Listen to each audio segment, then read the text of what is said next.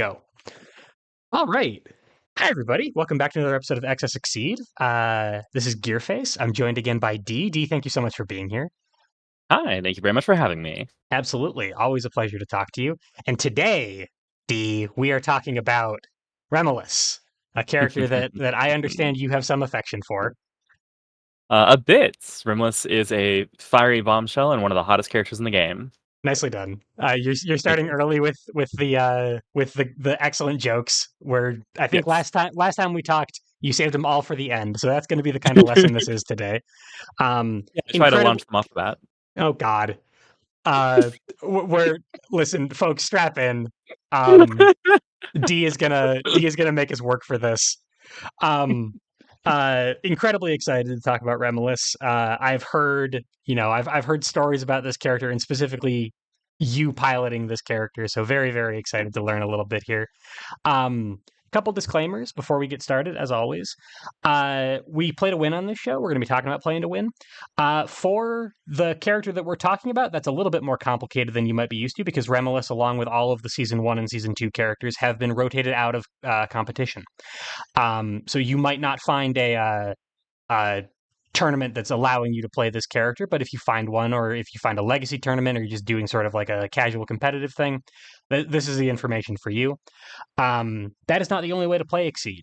You can play Exceed for fun. We encourage you to play for fun. Remiliss especially seems like she could be a lot of fun to play casually. Play the way that you find fun. Disclaimer number 2 is that we are going to be talking about strategy in fairly prescriptive, absolute terms on this show. Again, maybe more so than you might be used to with this character, not because she's particularly inflexible, but because Seventh Cross Season 2 was in competitive rotation for a long time. People know a lot about these characters and how they work relative to the more recent seasons. Everybody is they're not solved, and Exceed's not a solved game, but everybody's got a very enshrined place in the meta and how they work. So we're going to get some very specific information out of D, I think. That doesn't mean that D knows everything. You have plenty of room to find your own playstyle with this character and even tell us why we're wrong. So please feel free to do that and don't think that we are telling you that this is the only way to play the character. Lastly, for our Guilty Gear fans out here, if you are brand new to the game, especially if I personally got into the game in the Undernight season and went about as far back as season 3 before I got too scared. If you are first exploring the older seasons of Exceed, you might hear D and I refer to normals that you know as Dust and Slash, as Spike and Assault. It's a completely cosmetic change. Other than that, it's they're the same attacks. Yeah, with all that With a bookkeeping. minor Oh, with a please go minor ahead. caveat there. If you're learning on Undernight or on Strive or on not Undernight or on not Strive, the boosts have changed. So the normal boosts are different in Undernight and in Strive than they are in every other season. Yep. So Um, seasons 1 through 5 have these guys. Season 6 and season 7 have different boosts on their normals. But mhm. yeah, with all that out of the way, D, tell me a little bit about Remiliss. Yes, gladly. All right. So Remiliss is an engine of destruction. She will destroy your hand and your opponent's. Okay. Um, I'm going to start by explaining late game Remiliss. Basically, I'm going to start by explaining all the things that are why you should look at this character, pick them up, think they're awesome, and play them. And then I'm going to explain how I play Remiliss, which will probably take longer, and it's far, far more difficult, but it's also extremely good at winning games Okay. because for me, the hard parts and the fun part of Rimless is not actually what she says on the face; it's how she works in secret. Makes sense. Um, Okay. kind of the background radiation of the character. Anyway, so firstly, this is a character with transformations. These are a mechanic from season 2. These are these things at the bottom that are not boosts. Um, they are permanent ability upgrades, where once you put them in play, you have them for the rest of the game. Right. The way to put them to play is either to have 2 copies in your hands, and then as an action on your turn, you discard 1 and you put the other into play, and now it's in play forever. Yep. Or you just hit with the attack, and then instead of adding it to your gauge, you can add it to your transformation area, put it into play, have it for the rest of the game. Those are the 2 main ways, or those are the 2 ways to get transformations for most characters. Right. Rimless is no exception. She does not have any shortcuts. And Those are the ways that you get them. for the first way, we might abbreviate it later on in the lesson for people who are new as an EX transform. I think that's what that means. Is you discard Yeah, both copies. One of them since you're goes to holding 2 transform. copies, Yep. It's like instead of EX attacking, you're EX transforming. It's a nickname. It's not the official term, but it's an extremely common nickname. Makes sense. Yep. All right. So let's talk about what you do and what your transformations do in particular. Okay. Uh, here's a cool ability. So when you set your attack, you can spend 3/4 to make your attack EX. Like most characters who have abilities that offer little stat bumps, we're going to be caring a lot about breakpoints, and you care a lot about breakpoints. So when I say breakpoint, I mean when getting one number makes a lot of things better than they would be. Because EX gives you one of every number except for range. Uh, Power, speed, armor, and guard. Right?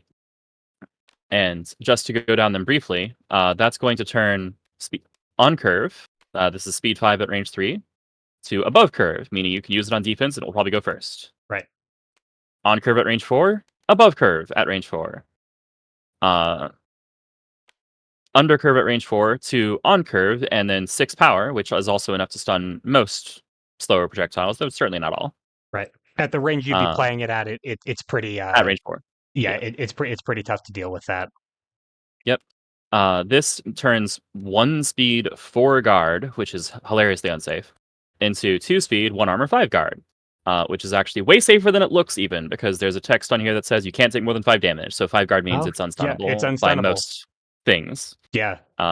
If they ignore guard, then it's very stunnable. But Right. if they don't ignore guard, then yeah, you're not getting stunned. Gotcha. And then last but not least, one of her most infamous attacks, one of the most infamous specials in Exceed, actually. This will become a speed 4, so the opponent can't dive over if you're initiating. Range 1 to 3, power 8, 1 armor, 6 guard. Now it's only 8 power at range 1, but range 1 is where people like to play focus and sweet. Right. Speaking of breakpoints, eight is Yes. not a common number to be able to hit on a special without some boosts down. Yeah, not at all. If you hit That's 8, enough to you are stun breaking all their focus. points. Yeah. Focus is normally unstunnable unless the opponent has a significant setup in play. You can play ground 0 and pay 3/4, and then focus is going to get stuns. Right. That's terrifying. Well, terrifying is the name of the boost, but anyway, that's appalling. Yep. It's nightmare inducing, and it is actually the thing which firmly cements more than any other card in the kit that Remiliss is a grappler. At range 1, you have a backbreaker to end all backbreakers. It doesn't hurt your opponent's resources like some grappler-related attacks do, Right. but it will sure kill anything they have, and they probably can't do anything to stop it. Right. Okay. And the nature of grapplers in Exceed, when I say she's a grappler, what I mean is you spend resources, you spend time, you spend efforts wading through neutral hell, trying to fight against your opponents, work to obtain the position you want. But once you're at the position you want, you have dominant mix-ups that win one of them, and you have won 3 strikes. Right. This is the And centerpiece of that. and that makes all of your neutral struggling and all of the damage you accrued over that neutral struggling. If you're playing well, you are either matching or surpassing the amount of damage that they've done over the last few turns in one strike. Exactly. Okay. Now, an important caveat about this. This is much stronger than it looks. Okay. It already looks So pretty strong. I've explained how strong it looks. Yes. Right. So here's what's going to get a lot of people very excited about Remiliss. This is the Yellow Death, her Exceed mode. Oh no. Okay. Your printed EX, your EX attack was all their printed triggers 3 times instead of once. This is not an 8 power attack. This is a 14 power attack. Right. On a special. This is a 10 power attack. This is a 10 power attack. Because You can hit for 34 with these 3 cards. They all have +2 power in their hit triggers, so you're resolving those hit triggers 3 times. Yep. Okay. And if you qualify for the conditions, which are being at range 1 when you hit, being at range 4 or greater if you hit, hitting, Right. which might not be trivial given this is a 1 to 2 attack. But by default it's going to miss with grasp. Right. But like hit at all, and you can then decide if you're drawing or gaining power. And if they have 10 or less life, well, you're going to gain power and just kill them. And kill them, right. And you're also losing the ability that you had on front side when you flip. Like, this is not a straight upgrade. This is Right. and this is kind of typical of 7th Cross and characters with transforms, where they are building up a resource engine on front side and then cashing out when they exceed, or setting up their end game and then paying off their end game. Um, Hmm. so I'm not. I shouldn't. If I'm playing Remiliss, I should be worried about like exceeding too early sometimes because I might need my front side ability. Yeah, you have an engine that needs to be in place for your exceed mode to get maximum mileage. If you build up 6 gauge and then spin 6 gauge to exceed, you're probably doing something wrong. I've had it. Right. I've had games where it was correct, but it's extremely rare. Right. Um, Now, each transformation you put into play discounts your exceed cost. That's what this little icon in the corner means. Yep. So 6 gauge, if you have one transformation in play, is 4 gauge, or 2 gauge, or 0 if you Or have two or zero three gauge transformations in if you play. have everything in play. Right. Yep. This is obviously this is what the game is telling you exactly what you think it is, which is that the more transformations you have in play, the better your exceed mode is likely to be. Right. Um, like the naturally intuitive thing is true. The big reason for that is, well, if you can't make your attack EX at will, how do you get it to be EX? Please read this transformation now. Fair enough. So if you hit with another one at any point, now it's an EX attack. Yep. Okay. Uh, okay, so cool. We need things in our gauge transformation area. Well, obviously, we know how to get things in our transformation area. You can just discard one, play the other, although then that means the other's not available as an attack, so it doesn't really help our exceed mode. Right. How else do we get things into our gauge? Okay, now we can read this attack. I've saved the ultras. Um, the hit effect on this attack. Okay. So we just get some recursion, or well, recursion to our gauge, which could matter for this transform. Right. So we'll talk about the actual recursion. She does have a recursion, a suite of recursion tools. But what this hit effect does is it says you're spinning 1 gauge, or you're spinning. Oops, sorry. Spinning 3 force, and then whatever the top two cards of that 3 force are going to go to gauge, because if this is EX, it costs 0.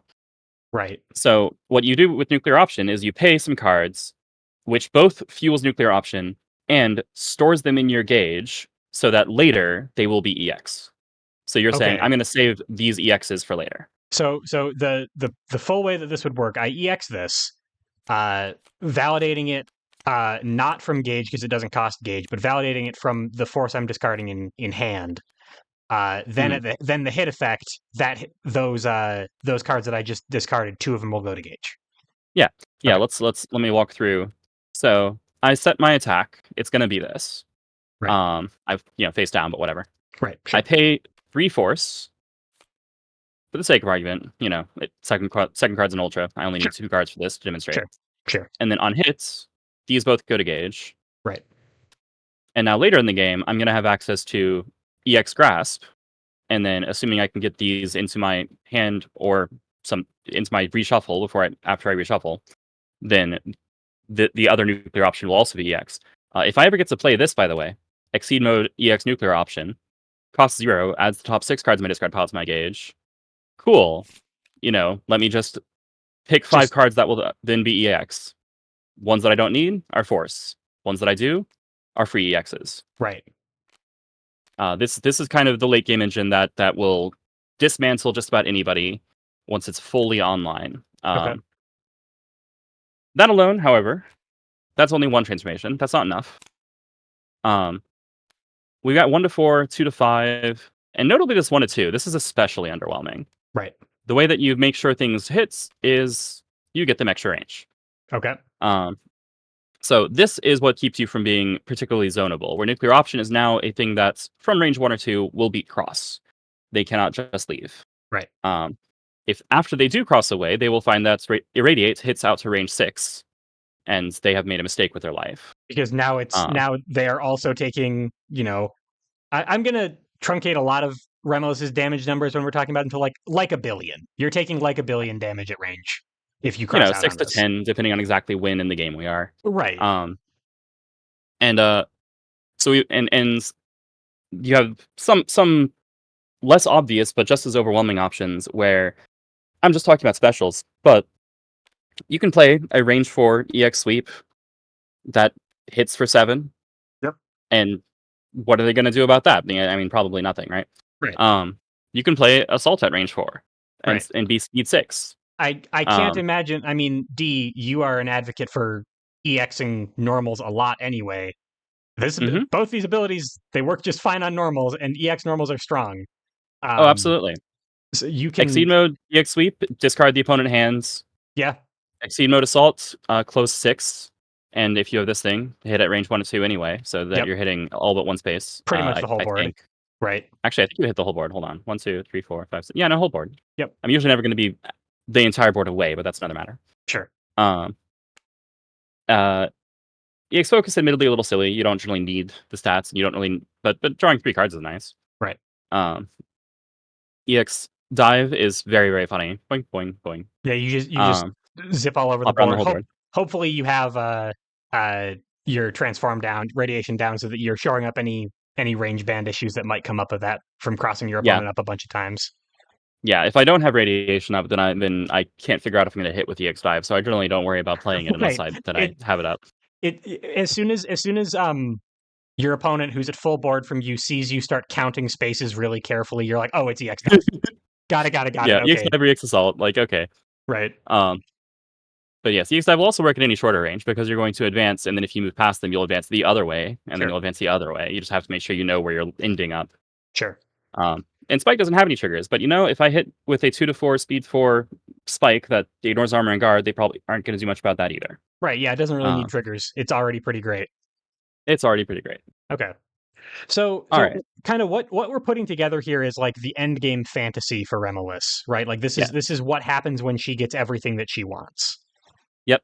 Okay. And I showed you a minute ago, like, we had a gauge where, some cards were in there that we had twice or weren't very interesting. Let's see, what was the other one I pulled? Oh yeah, there you go. Sure. We do not care about EX block. No one cares about EX block. Right. Um, even if you value block, which I, probably undervalue block in a lot of situations, EX block, nah, no, we don't worry about it. Right. Um, or for example, if you have your transformations and you hit with a second copy, because you have an EX Toxic Neutral and EX irradiates, hitting with second copy is not that hard. Right. Well, you've got a bunch of cards here that aren't really doing any mileage, and if you're in Exceed mode, in particular, these are basically force, and you don't have really an obvious force outlets. Right. Introducing Power Cycle, right? Okay. Which straight up tells you, man, what am I supposed to do with my gauge? Oh, I'm supposed to change cards with it. A Got it. lot. Right. Yep. And after you have a hands, lest you be still lacking a gauge outlets, now read the boost on this card because you do have some boosts. Yep. So and now you have recurable EX attacks. Yes, which in Okay. Exceed mode is even stronger than it's how do I put this? Gratuitously strong, right? Because now you're in Exceed mode saying my attack's not just EX, my attack's EX, EX, EX, right? Right. You can eat a full board assault, or you can eat things that I don't have stocked up because I've just decided that they're EX. Right. For that reason, people will often be ready to Ukemi or Tech this out off the fields. Cool, get it back. Okay. So here's our actual Here's recursion. our boost. Here's the actual recursion. Right. Just pick it back up. And if you should find that you have something in gauge, you already have a hand, you have a nice gauge, but you don't really need this much gauge. Sorry, one of these is a referenced copy. There we go. I need to not give you 3 copies of nuclear option. That would be a little bit gratuitous. That'd be a little There bit you go. too much even for Remiliss. Even for Remiliss. Anyway, you're like, all right, well, I would kind of like both these back in my hand now, and not to spend the intermediate turn picking them up and then having the opponent like parry them out if they have parry, which most seasons do. Right. Parry being the normal boost, which lets you name a normal or name a card and make the opponent discard it from their hand. So it's like, all right, well, if I spend a turn changing cards, then I pick them up, then they're going to parry one, and then I'll boost the other, and then they'll tech or Kemi that one. Right. That doesn't feel great. That's okay. You can just pick them up directly from your gauge. Here's this boost. Yep. Okay. So I've got a lot of I got a lot of ways to move resources around to where I need them. Yep. And if you need a raw gain and you don't have Power Cycle in play yet, cool. Last boost. Okay. Just draw 4 cards Just and reveal them all. right. and just give them information in exchange for a ton of card draw. Yep. Yeah, Okay. generally the reason that you would discard some is because you have revealed normals that are vulnerable, where you're like, well, I picked up, I've revealed Spike, Dive, Assault, and we're at range 1, Right. well, they can reading and beat any of those. I don't really want to keep those. Better get rid of those. Right. Okay. Yep. But most of the time that you play this, you'll be keeping most or all of the cards.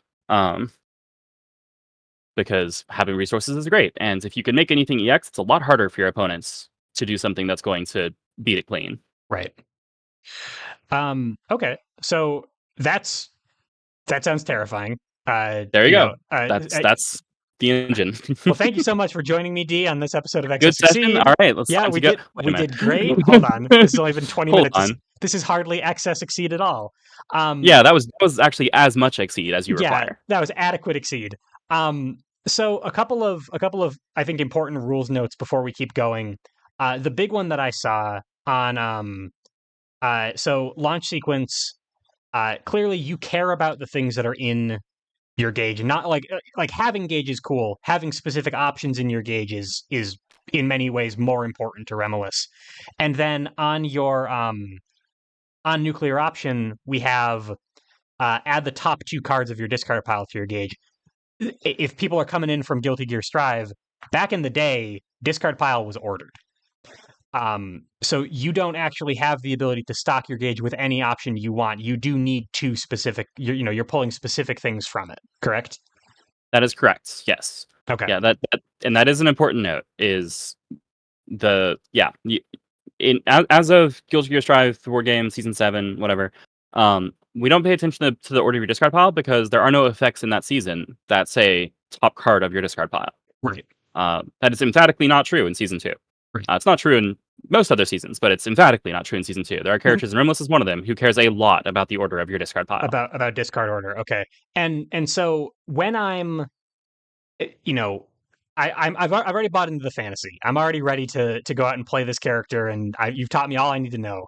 But in order to set some of this stuff up, I do need to stock my gauge with options at some point. And how much for good Remiliss play, how much planning of discard order is going into it? Or is it more just like, well, as I play the game, I'm going to be spending the options I need to in the moment, and they're going to go to discard pile, and then I'm going to get them into gauge that way.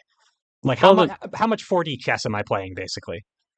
Not as much as you might think, unless you already have a setup that will make this EX on your next strike. So to put it to clarify, the thing that will pull from your top of your discard pile into your gauge is this hit. Whoop! Didn't mean to do that. This hit effect. Yes. There you go. So in basic mode, you are almost always EXing this by paying 3 force. Right. Which means you know what the top cards of your discard pile are going to be because you're putting them there. You put them there yourself, right? You're not natively EXing it. Yes. Right. And the typical mnemonic here, especially for early game, not mnemonic, the rule of thumb, I can't think of the other term I wanted to say. Anyway, Sure. is the top card should be an ultra. You spend 1 non-ultra and 1 ultra. You get the top 2 into your gauge. And making the top an ultra means that even if the opponent forces a random discard with some effect of theirs for whatever reason, then you will hit that card and then the ultra. The importance of the ultra is it's 2 force. Right. 2 force is good. You like Because having access to force. now I have 2/3 of an EX attack on deck ready to go. Exactly. It means that you can, make your next nuclear option at a discount. Right. Or not really at a discount, but by recycling your resources, right? Right. You want to be reconverting waste heat. Right. Sure. Now, if you are going to play a nuclear option that's already EX because you have one in your gauge already, then yes, you are caring about what's next in your discard pile. What this means is that you should always be thinking in terms of my most useful cards, or the cards I want most in my gauge, should be the things I spend the most recently or spend last of things that I'm spending. Now, conveniently, that's how most people spend anyway if it's across multiple turns, right? If you want to pay 2 force to advance, it's going to be your 2 least useful cards. Right. And then if you have to do it again, you'll pay the next 2 least useful cards, which means that whatever is in your discard pile is going to tend to be more useful the closer it is to the top because you were more reluctant to get rid of those cards. Right. But when you have single big expenditures like this one, like that's the thing to keep in mind is that for the most part, the rule that you need to remember to follow is whatever is most useful needs to be closest to the top, and then in particular ultras, because those are what are likeliest to get recycled by this. Gotcha. Okay. Once you're later in the game, where you might be having an EX nuclear option in Exceed mode, at this point, like it's hard to plan the top 5 or 6 of your discard pile, unless you are doing a change cards 5 or 6, Mhm. right? So it's probably just going to be whatever you have, and then anything that you don't need, you'll be cycling out with power cycle. Sure. Okay. Um, so it's not it's important on the turn that you're doing it. It's usually not that important to have very far in advance, but keeping in mind the basic principle of like more useful at top, ultras at top. Well, ultras at top, more useful on top in that order, I should say. Ultras on Right. top is the more important one. Means that you will typically not have to worry about this effect being wasted or not being particularly optimal. Got it. Okay, that Uh, makes sense. And then yeah. the other thing I wanted to mention, before we get into actual strategy and kit breakdown and all the stuff that we're going to Mhm, talk about, when you set your attack, means that you can do it on defense, and defensive EX attacks are very very strong. And mhm, that also means that is my opponent has already committed resources when they're striking into me, meaning that when I decide to spend, they cannot react to that. mhm. Um, do you tend to be spending for your character ability as Remiliss more often on defense, or because you are throwing? Well, I guess when you're throwing mix-ups, EX attacks can still be mix-ups, certainly. But is this frequently a defensive ability, or is this something that you're aggressing with most of the time? All right. Careful, Gearface. You're starting to spoil like the second half of this. Oh no! But, um, but for as far as this is concerned, you're spending on your backbreakers, right? You're spending because you have awesome break points, Okay, which means that it doesn't. And for you in particular, it doesn't actually matter all that much whether you're on offense or on defense because EX Round Zero is awesome. right, Um, like EX Napalm Stream is a card that you'll usually play on defense because you don't need to play it on offense. Ground Zero, actually, there is a reason to play it on offense. It's so the opponent can't initiate with dive. sure, Um, but and then things, Caustic Vent is the one actual reversal that you're likely to play in here, which means that you'll often play it on defense at range 3. right. Um, but like in all these cases, it's a card that you were probably going to EX regardless. Like you probably weren't going to play the non-EX version of these, which means offense defense is much less of a consideration as far as as opposed to which card you're playing. Okay, that Um, that makes sense. Because so like they're going to have yeah, fairly telegraphed use cases as long as you can see what the card is and your opponent can't. But you'll kind of know based on the shape whether you're using them for what. right. Okay, Like you'll like, all right, this is a strike where I'm just playing some good old fashioned focus, sweep, block, cross, grasp, assault, like some normal, basic, normal exceed by in every sense of the word. right. Or I'm doing something awesome here. I'm blowing resources on it, and if I got to the position to play it and my opponent struck, well, cool. I was here because I wanted to play this. Right. And if my opponent didn't strike, well, cool. It's my turn. I'm probably playing this. I'm going to do the thing I planned to do by getting into this position anyway. Okay, that makes sense. Yeah. Um, and finally, so most of the time on when we're talking about this, I'm going to have to be playing normal exceed because this is really expensive. Um, Yes. uh, it it seems like just doing some quick counting here, 3 force and an attack is 4. I'm pretty sure that's Hmm. correct.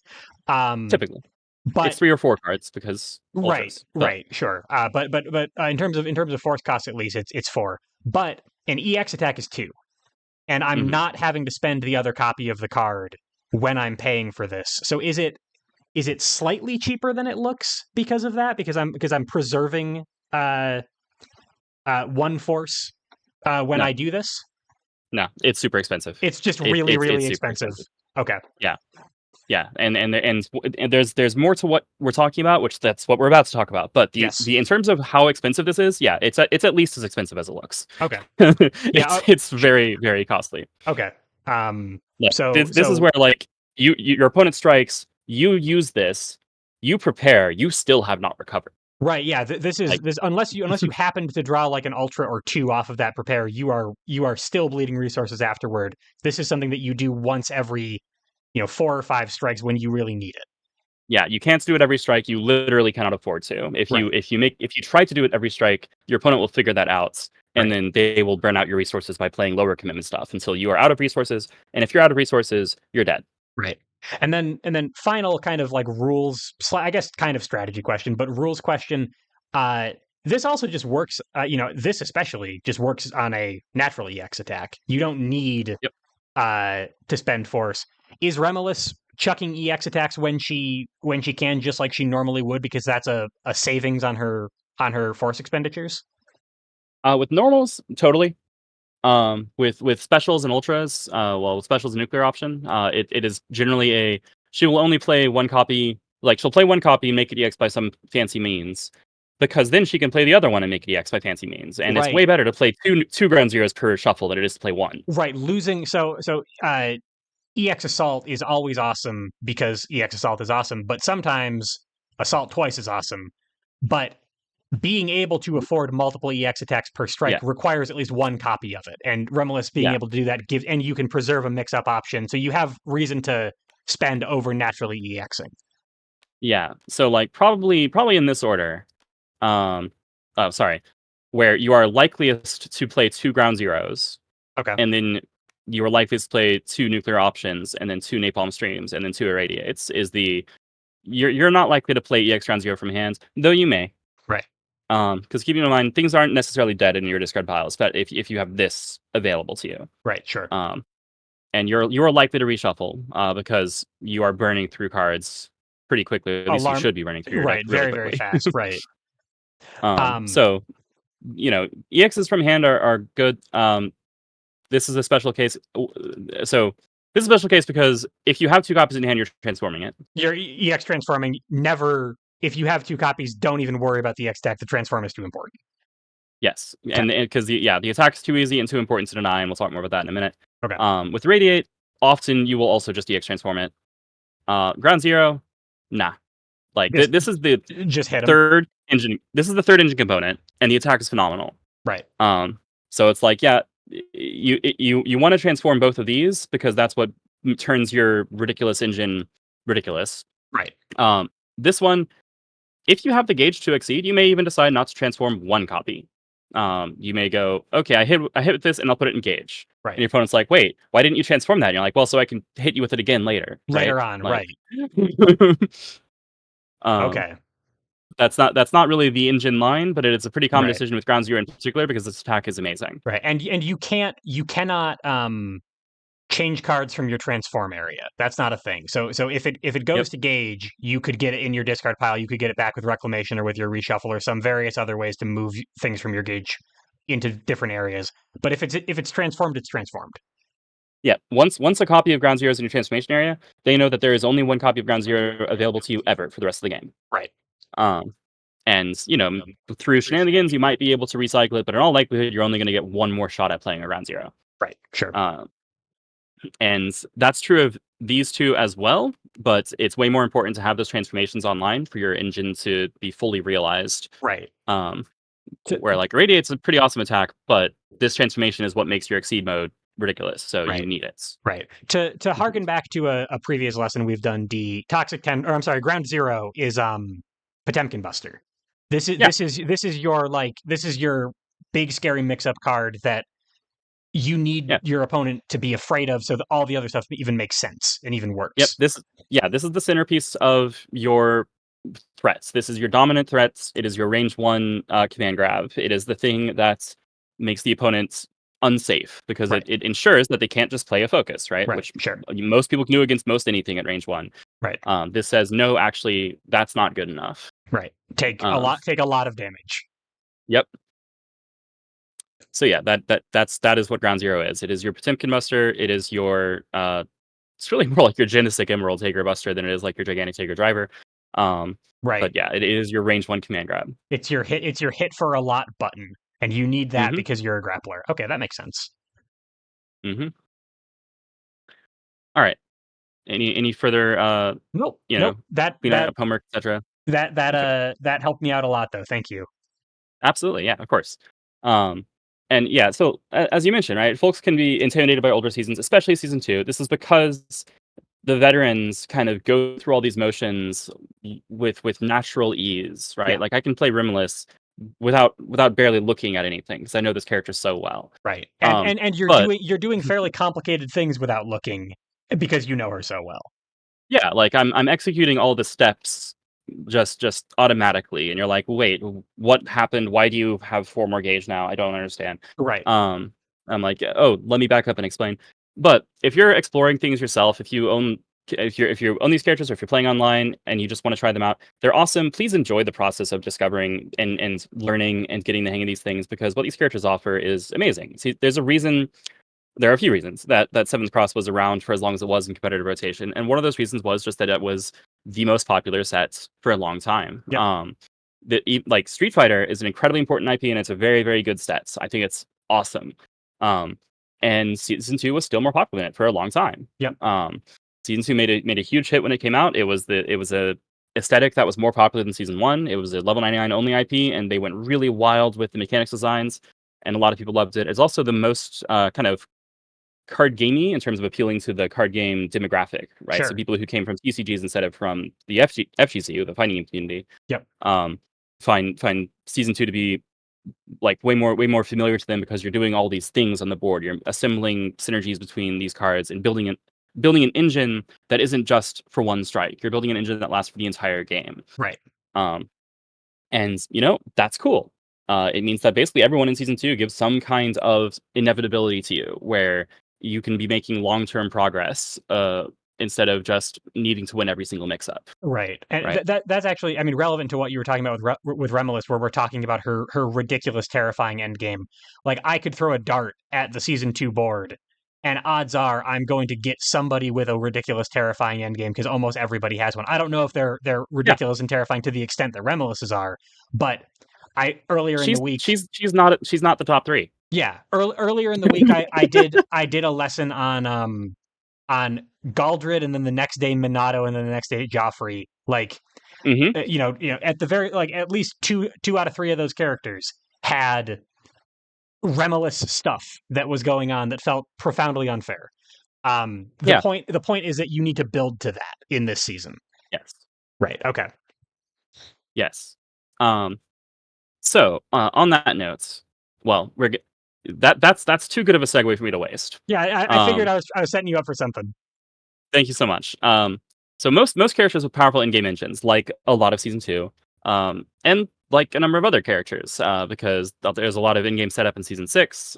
There's some characters in Season 5 who are very big on that, like Arakune. Sure. Tinker Knight in Season 4 rings a bell. That's not really how I play Tinker Knight, but that is kind of what he is trying to do. Right. Most characters with powerful in-games will sacrifice a lot to set them up. Yeah. They will go, okay, I traded down 6 life and 2 cards, but I got my key transformation. But I got the thing that I needed. Okay. Right. I'm making progress toward what actually wins me the game. If you try to do that as Remiliss, you will have sacrificed the entire game before you're done. Right. Your engine takes a while. It's got a lot of little pieces. And as a character, for the most part, you're designed to be trading up, which gives you an end game weakness, which is that if you have 5 life and your opponent has 8 life, there's a very good chance that they can kill you before you get to kill them. Before you can make your scary endgame stuff really cook off. You're like, oh man, I can hit for 10. Well, if I took 5 and I'm dead. Right. Okay. I have 3 life left. So so to go back to our Potemkin comparison, endgame Remiliss is like, what if you couldn't throw Potemkin Buster at all until you were in like the last third or quarter of the game. Yeah, that's why I mentioned Genesis Gimmer Tager Buster, where I'm like, it's more like an in-game. It's actually a 3 gauge, but actually more than 3 gauge Ultra. Okay. Yeah, it's deceptive in how in what it costs. Okay, so and she's a grappler. She probably doesn't have the best neutral. This is a struggle to get. Right. So instead, you will probably be needing to install your engine components opportunistically as you go. Mm-hmm. So keep in mind that order of precedence I gave earlier. So Ground Zero is the dominant threat until people have played against Remiliss. Then this transformation is the dominant threat. Okay. This transformation is heavily centralizing. It warps every matchup in the game. Whether you are playing against Remiliss or Remiliss with Radiation is a different matchup. Okay. And that is something most people do not want to have to deal with.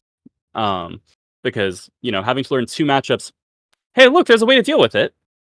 Oh man, who printed that? That's annoying. What? There's counterplay. But this is something that I'm sorry, go ahead. Yeah, go ahead, so let's talk about that. But for clarity, the counterplay is not play block. Don't block. Good lord, no. Yeah. The counterplay is to boost with this. Yes. Yes. Name a card. The opponent must discard a copy. Reveal a hand without it. Name Toxic Tendrils. If you parry Remiliss, you should 90% of the time be parrying this. Right. If there's any chance that she has it. If she has no chance of having it, then you go down and you parry one of these. Right. Depending on what you think is likeliest. Right. But if she could have this, that's what you should be parrying because denying that transformation is incredibly important. Okay. The importance of this and the prevalence of this kind of pattern throughout season 2 led to what I think I heard Gearface affectionately refer to as the parry meta. Yes. Which is yes, it's a very real thing. Having played in tournaments, I can vouch for this firsthand. That as first turn player, you are mulliganing to look for your transformations. As second turn player, you are thinking carefully about whether you actually want to mulligan for your transformations or mulligan them away. Because the first turn player, if they have parry, is going to parry. Right. It will happen because they are going to go, I have a chance to unreactably knock something out of your hand that I don't want you to have. Right. So if I'm player 2, I could gun for it and hope maybe they're going to get their EX transform and they'll spend that time instead of parrying and then I'll do mine. But I could also say I need to draw this later. I can't let them parry this now. I can let them waste their parry. And then you have, there's another you get more Yomi layers where somebody's like, all right, I parry block. Like it gets very deep down into the weeds and the parry meta depending on the matchup, I think. Yeah, it can. It's an entire layer of, I mean, a lot like reading with a different normal boost, where it's like it's an entire layer of complexity. It's an entire mini game of mind games that occurs inside Exceed. Right. When you have to deal with both people knowing the importance of every card you might have, and then how important those cards can be. Right. Importantly, seasons 1 through 5 and 7 have parry. Season 6 does not. If you're an Under Night character, this is not available to you. Right. So you are just going to have to worry about denying the attack and then pressuring. Well, we'll talk about counterplay later. But sure. If you have parry. If you're Remiliss, don't worry about it. Go for it anyway, because if they parry it, and they will, then your next turn is prescripted. You just pick it back up. You just get reclamation. That's one parry down. Hope they don't have another one. Yep. And if they do, you'll have to wait for your next reclamation to be in your hands. But that means this card is a boost, just like this card is a boost. You're just expecting these to negate each other eventually, and it's annoying because you probably aren't going to have both of them as quickly as you have them. But maybe your opponent will waste parries at the wrong time, right? And you won't need both of them. Right. Like it is bonus value if you get to use reclamation on not toxic tendrils. You should assume that it's going to be attached to toxic tendrils to get toxic tendrils back every single time. Yep, so that you can get radiation out. Once radiation is transformed, then life is good. You don't worry about this anymore. Then you can start like looking at this as the next target that they're going to be going for, or just pick up value where it's like, oh, I particularly need a sweep. Well, I can get a sweep. I particularly need nuclear option or a ground zero. You can just pick them up. But this is number one. These and really this, but these two are your long-term kind of combo pieces that you need. But this one is scary enough that this is priority one in every single matchup forever. Yes. Okay. Yeah. This changes your character. It changes the matchup. It is incredible. Nope. I may have lost you, D. Yep. Looks like D's internet dropped. Whoop. Hey, D, you dropped for a second there, just in the middle of talking about how scary and important Toxic Tendrils is. Okay, great. That's fine. Yeah, we'll talk more about that in a minute. Whereas these two don't change your character. They are in, this one is like a lot like you're a part of your in game, but really what these are is mostly resource buttons, right? Like where until you exceed at least, this is just instead of paying 3 force, I'm not. Right. Because you were going to make it EX anyway if you wanted to. Right. It's just now it's free. Now it's free, and I can do it from gauge or by having I'm not even spending the gauge. I just have something in my gauge. You don't even spend it. You just have to have it. Right. Yeah. And then this is, you needed to reload, you get a slightly more efficient reload, so it's another little resource button, right? So like these are valuable. The reason this one is more important is because of what it does with your exceed mode and how that works. Right. Because it, this really turns on your exceed mode where you don't have to make things EX, they just are. Right. But neither of them are going to be anywhere near centralizing as radiation. Radiation is immensely powerful. Okay. To explain very briefly why, EXs give you everything but range.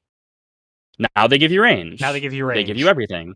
What that means is that you have an effective +2 speed whenever you want, Yes. because if you're not at range 1, you're curve breaking by being EX, and then you're curve breaking more by having range. So you Having can more play a range. speed 8 grass that hits at range 2. Right. Um, that's appalling. You can play a speed 7 cross that hits at range 3. Yep. That's appalling. Yep. That's That's disgusting. ridiculous. Yep. It also means that Radiate goes from mediocre to actually pretty great, because it hits at range 6, where people can't even they can't dive in and they can't assault in under it. Right. They're just going to get hit for 10 if you're in Exceed mode. Right. And Um, the range band is wide enough to deal with that, but outside of the EX attack, it wouldn't be fast enough to deal with a dive. But now it is. Now it is, and then Napalm Stream stops losing to Grasp, where they can cross or dive depending on the board state, or they can die. Right. They can just explode. Yep. Okay. So also, I mentioned earlier, this becomes a crosscatcher at range 2, which is Yeah. pretty useful as well. Yep. You're mostly going to play this at range 1 because you don't want to risk that being an issue, and you can want to be able to play it earlier in the game. But if it has extra range, hey, you can play it at range 2 also. Right. But yeah, so mentioning in particular EX Grasp, EX Cross, and then these specials, and I already mentioned EX Spike and EX Sweep also being stupid. Yep. This transformation is amazing, and this transformation comes at no cost, right? You're going to be doing things you were doing anyway. They're just now stronger. Yeah. It's not like, all right, now that I have radiation, finally I can start throwing EX attacks. I wasn't going to before. But Nah. now I'm incentivized. Now Remiliss is incentivized to throw EX attacks now that she has radiation. That's not real. She's going to do that No. anyway. She was doing it anyway. Okay. It's now she'll do it, maybe in even more situations because it's good in even more situations, but she was going to be doing it a lot anyway. Sure. Sounds good. So yeah, that's kind of what's awesome about radiation. All right, cool. So we've talked about how Remiliss is a grappler. She has dominant threats. There it is, and some related threats that are really important. And resources are hard, and Yep. neutral is hard. Yes. You may have noticed there's one movement effect printed on these cards. It's on this attack, which is not an attack I've talked about much because it's not a very good attack. You don't want to play it. Right. This is primarily a boost. This is not an attack that you actually want to play as an attack if you ever get the chance, or like if you can ever make a different decision about it. Right. If you want to play assault, you would rather play assault because it doesn't have reclamation on it. And it gains advantage. It does more damage. It's basically everything. I guess the economic upside for Caustic Vent could be equal to advantage, but it doesn't have reclamation. It's a little worse. I mean, what this reads as is it's like, oh, this is assault when you want to defend with assault but not play assault. right. But don't bother. This is reclamation. This is reclamation every time. Don't even worry about it. And it's probably reclamation specifically for radiation anyway. Yep. Cool. And then this is an attack. This is not an attack because you're transforming it from hand. So like, not an attack, no movement. Right. Oh, okay. For completeness' sake, this is 2 force. Okay. This is not a bad attack. This is 4 gauge. Yep. Ergo, this is 2 force. And also, if you're using not power cycle, if you're using launch sequence, you really want specific things in your gauge. Don't get rid of them, and you're not going to be able to avoid getting rid of them with a 4 gauge ultra. Yeah, 4 gauge cost is not going to be 4 things you didn't need. It's going to cost you something. Right. It'll cost you one thing you didn't need, and then the 3 EX attacks you were planning to play later. Yes, and although this hit effect is awesome, especially in Exceed mode, if you play EX Consumption, it does win the game because you pick 9 cards out of your deck. Yeah, a 9 card tutor. That's crazy. Now I want to hit with it. But I mean, that means you won the game. But if you got there, you were going to win the game with anything you wanted anyway. Winning the game anyway, and you probably didn't need that tutor. That makes sense. Yeah. It's like tutors are to get your end game online. This is after your end game's already online. That makes sense. Yes. Okay. Yeah, and this is not a bad boost, but for the most part, the only time you're going to be using it is if you have a nuclear option in your gauge, a nuclear option in your discard pile, then you can pick up both copies, and now you can play nuclear options more. Yes. And that's the way that you play this boost. Most of the time, you're going to need to spend the 2 force in a pinch, and so you'll spend consumption as force, and that's fine. Okay. All right, so there's the completeness sake. But yeah, so like, again, no with an asterisk. Movement is printed on any of your attacks, any of your 4 attacks. Right. Great. So we've established the identity of this character as somebody who should struggle at neutral and also play backbreakers. Yes. Cool. That's not Remiliss. Let's go. Gotcha. Okay. Um, The lesson uh, starts at 50 minutes in. We are learning about Remiliss now. yes. Perfect. Um, Remiliss was known to be a character who is not very strong because she had a really expensive ability. She gives away a ton of information, and information in a world with both parry and reading is extremely important. Yes. She was bleeding all these options, bleeding all these resources. All right, that's a Remiliss, but my Remiliss, affectionately known as Answer Remiliss, Okay. follows a certain rule, which is this: if you anticipate what your opponent's playing, you can beat them. Yep. This is something that I believe to be the core truth of fighting games. Yep. I agree. It's the promise of the entire genre. Is if you know what your opponent's doing, cool, you can beat them. Yep.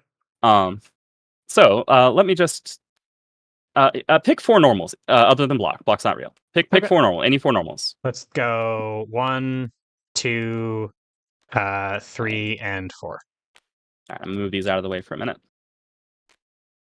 Great. All right. Cool. At range 2, you have access to a speed 7 attack that retreats away Yep.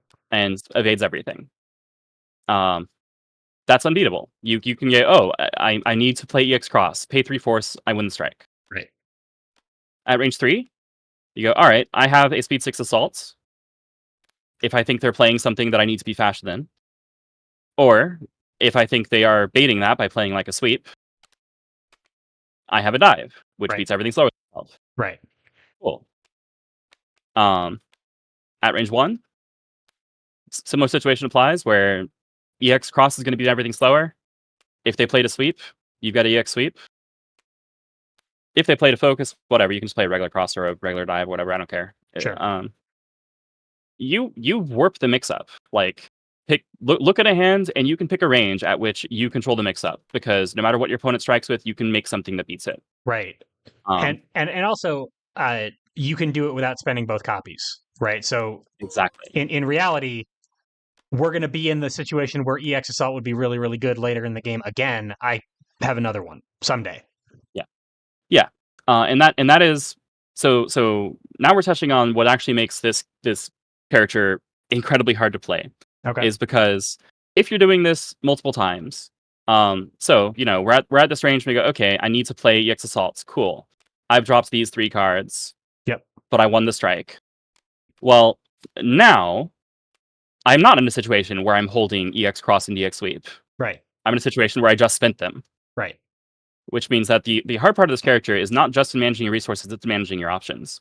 Because if you 2 turns later have spent your second cross and your second sweep, then you're out of sweeps and you're out of crosses. Right. You have some proxies and your specials. We'll talk about that in a minute. But like paying attention to every card you spend as a very important decision is the nature of Answer Remiliss. Because if you're not doing it, you won't be able to answer everything. You will run out of answers. Sure. And your opponent will be able to say, oh, you don't have EX Assault anymore. You can't do short of Caustic Vent. You can't do a speed 6 range 3 attack anymore. Okay, I'll exploit that. Exactly. Okay. But the secret identity of Remiliss is that you're a grappler who is always winning neutral, because you can at any time decide that you're going to commit resources and win the strike.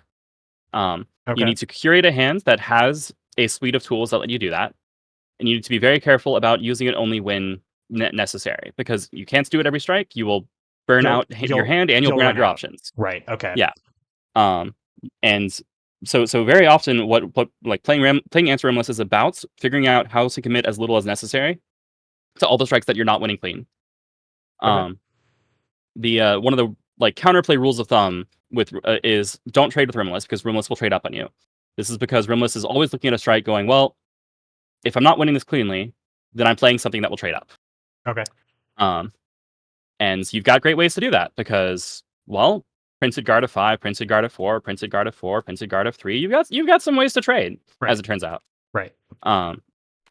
Nuclear Option in particular is a nice, reliable thing where, depending on the range that you're at, depending on where you're standing, you can just play this as make it EX one way or another, but the resource cost on it is misleading, Yeah. right? 3 force to make this EX is actually going to pitch or put 2 cards back in your gauge that you're going to want later, and then this is an ultra, and it will be in your gauge, and you can spend it later. Right. Which means that nuclear option is something that doesn't really cost you your ability.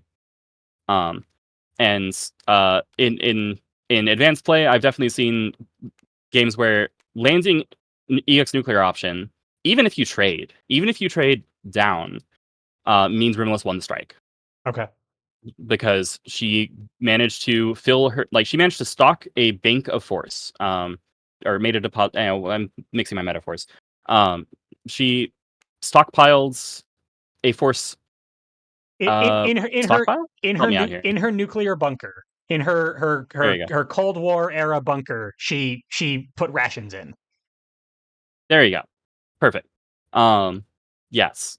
So she's accumulating some resources that she can put here because resources that are here will stick around. Right. And then she can play very conservatively from her hand. She can play things like focus. She can play things like block. She can Right. play individual cards that work. Right. And And save her resources. at any time she can say, "Here's 3 force for an EX attack for an answer that I need."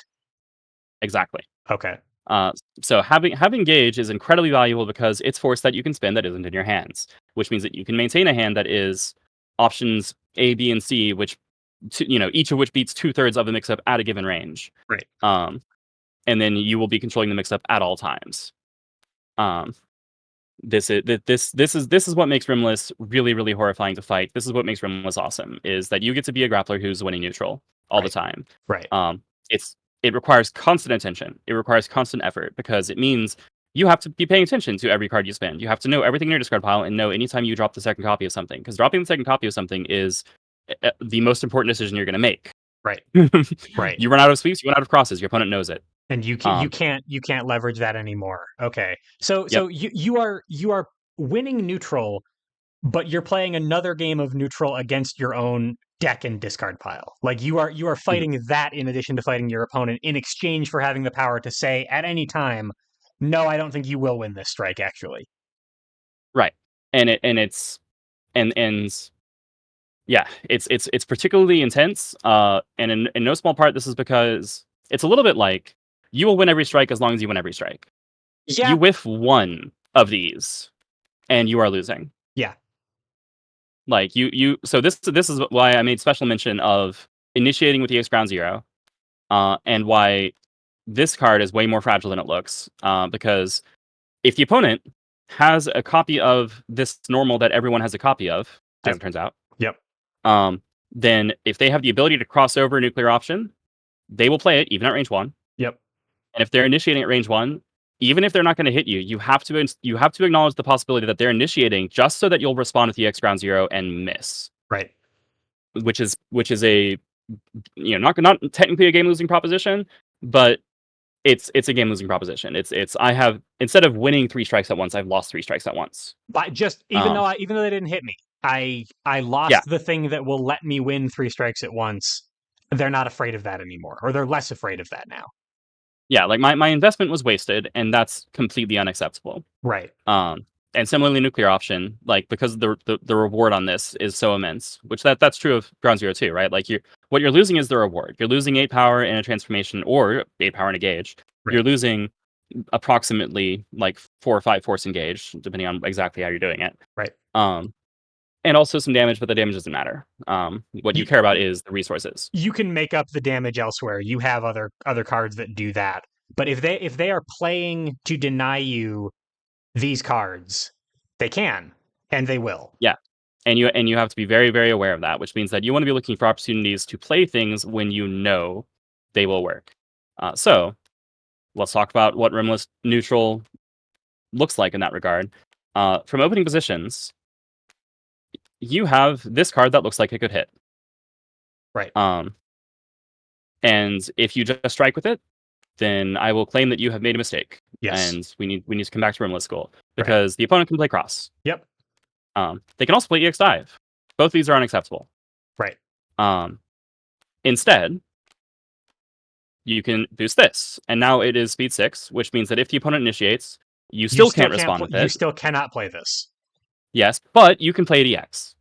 because Okay. now it's speed 7. Right. So this is like this math is necessary for playing Answer Remless. It is the idea of always being able to evaluate every possible thing your opponent might be playing and know that you can deal with all of them Okay. in an acceptable fashion. Okay. This is another callback to a previous lesson that we've done. So this might not be as relevant to people, but this will help me. When you talked about Carmine, um, uh, Oh, yeah. don't get stunned. Period. That is the end of like lesson 1 on Carmine. With Remiliss, it's don't whiff. Don't miss. Okay. Yep. Yeah, I wrote a quick and dirty Remless guide once upon a time. Yep. Remless had a dead run, and Yep. the entire point of that is don't miss. Yep. You are depriving yourself of too many resources that you need in order to get everything else that's in your game plan happening if you miss. Yep. Okay. All right. And if you don't have access to this, or this, whatever, then you might be preparing to build resources. Most likely, you're going to be moving to a better range. At range 4, you're not looking too hot mix-up wise. Right. Your opponent can cross out of anything they want safely, and if you don't have a way to put speed into play, you're not going to stop that from happening. Right. So you will probably, if you can, prefer to run into range 1. Because at range 1, you're going to be able to initiate with backbreakers or to be able to play, there you go, this boost, which then makes Toxic Tendrils, EX Toxic Tendrils extremely reliable. Okay. These are your 2 main ways of securing Toxic Tendrils, by the way, is making it speed 7 or making it speed 5 with 2 armor and 4 guard. Right. Because those numbers are not, people aren't going to beat those numbers most of the time. Right. But excuse me, most of the time you need to look, right? Like if they have access to an EX attack that would deny you Toxic Tendrils, you need to assume that they have it. Okay. Yeah, like you can't play EX Toxic Tendrils at range 1 unless you know they don't have any grasp. Or Right. unless you know they don't have EX grasp. They can have 1 grasp. Right. But like it's unacceptable to play a speed 7 card and then have it get stunned by a speed 8 EX grasp. Whereas most people would say, okay, I played my thing, it got some EX grasp, that's life, you're gonna lose to some EXs. At least it was just grasp. Like grasp deals 3 damage, 4 Yeah. EX, not a big deal. With you, that's not okay. Right. Okay. Like you cannot afford to lose something that you've invested anything in. Right. So this is a thing that you need to invest in, and it's something that you will invest in. If you can discard 1 to transform the other from hand, by all means do that. If not, here are the other ways that you're looking at securing it. Right. Because the reward on this is the highest reward of anything that you can have. Because that transformation is so centralizing. Right. Okay. Second highest reward is this effect landing. Excuse me. This is much harder to secure, and you'll most commonly secure it by kind of pressuring the opponents to retreat away from you by existing, and then being at range 4 or range 5 if you have radiation. Right. At 3, they can play dive. That's not okay. That's not enough. Right. Yep. With lights, then you can make it EX, and now you'll be okay against EX dive, so that works. Okay. As long as they're not EXing, as long as they don't have a fast dive that crosses up and dodges, which I don't think is a thing. But not at this range. Yeah, but you need something to confirm this. Yes. Okay. It is okay in some cases to have this and just play it at range 1, knowing they're going to dive out, if what you're committing is something that you're prepared to get back. What this means is, you can EX with both copies of this and force them to dive over you. Right. If you have this boost so that you can pick 1 back up. Right. And you didn't need this boost for tendrils. Sure. For Okay. Tendrils. You've already gotten Toxic Tendrils. They, both their parries are down. You're fighting a season 6 character, something. Yeah. And hey, like if you don't, in that circumstance, you made them waste a dive. Right. So this is like, if you have this as a bonus resource that you're not expecting to have, it will allow you to waste a resource on something. Okay.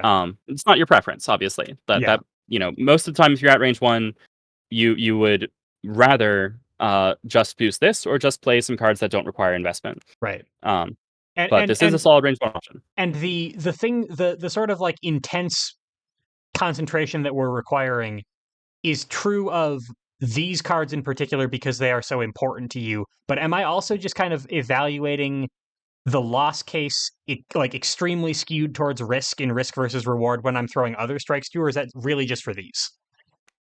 I mean, you're evaluating investment versus like that's what you're evaluating, right? So in some strikes, so yeah, let me show you the opposite end of the spectrum here. Okay. You can play this card anytime you want and spend 0. Okay. it's you'll take 5 damage, you'll lose the strike. Right.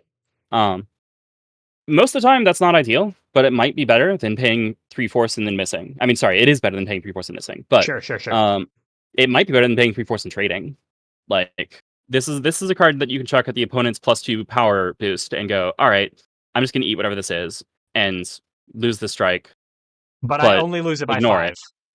Yes. Okay. That's especially true if you're out at a range where they are pummeling you with projectile that you can't do anything about because Right. you don't have any irradiates. Like, all right, I'm gonna lose this. This sucks. You don't want to do this, but it's an acceptable mitigation as opposed to I'm going to at range 1 commit resources to this and then lose across. So Like, so so when you are investing things, you just need to be sure it's going to work. Because if it doesn't work, and specifically if it whiffs, you've mhm, probably lost the game. right. And then how much reward you get is what determines essentially like how much it's worth investing. And then once you're investing, you're committed. Oh, You're not okay, going to pull back from an investment. okay, Um, and the reward scales, by the way, pretty much linearly. right. Where As you get your well, stuff, not well, it's that this is the most valuable, this is the next most valuable, right, this is the next most valuable, uh, than this, and then it kind of stops here because this is where things become much less dramatic. Where you go, okay, well now it's just what anybody else would have, where it's EX assaults or sweep, or this is kind of like sweep. right, You don't really want to play this, but I guess technically it's on the list. right. But like this is the line where these are things that you're almost certainly investing something in, and given that you're investing in them, you can't miss. Okay, You must not miss. okay. And there's a similar idea for some of your normals where you are you know these don't give you transforms, but if you are trying to answer something. If you're trying to deal with an option, you need to make sure that that option is going to work. Is that kind of what I'm hearing, or is it specifically to get longer term upside? Is when you really, really, really can't miss. Well, so the rule is that if you're investing any resources, you can't miss. Personally, um, what I love about answer lists, the reason that I like this character so much is because I can hold a hand of options, look at what my opponent might be doing, and say, I know what you're doing, and I'm playing to beat it. Right. But I'm still fundamentally playing a mix up at that point. Sure. Um, these I really shouldn't be playing a mix up. These Um, you need these have to be a yeah, sure thing before you commit yeah. anything to them. Okay. Yeah, like I'm actually willing to throw resources at I'm answering their button.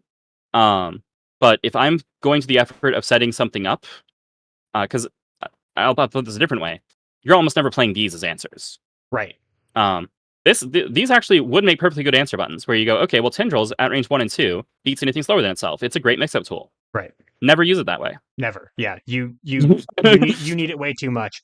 And if you've EX transformed it and you find the other copy later on from a reshuffle or something, I guess maybe, but you just want radiation. Yeah, yeah, you can play the second copy later once radiation's out, but that's yeah. Okay. Um, Irradiates, especially EX, is a perfectly good anti-projectile, where at range 4 and 5, it's going to beat most projectiles by trading up or by stunning them if they're slower. Right. But if your opponent initiates at range 4 and you play EX Radiate and they play Dive, you have lost the strike really hard. Right. Um, you shouldn't really be using these as mix-up tools. Right.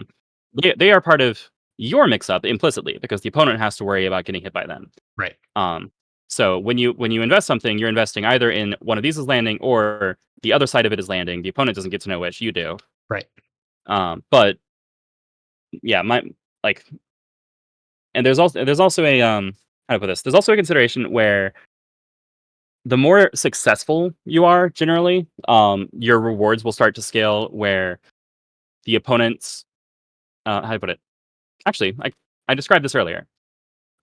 If you get tendrils in play and use 0 reclamations, now you can play with reclamation any way you want. Yes. And that's going to apply throughout the kit where, okay, you actually landed nuclear option clean. Oh, you actually let wild swung a ground 0 and it hits. Right. Right?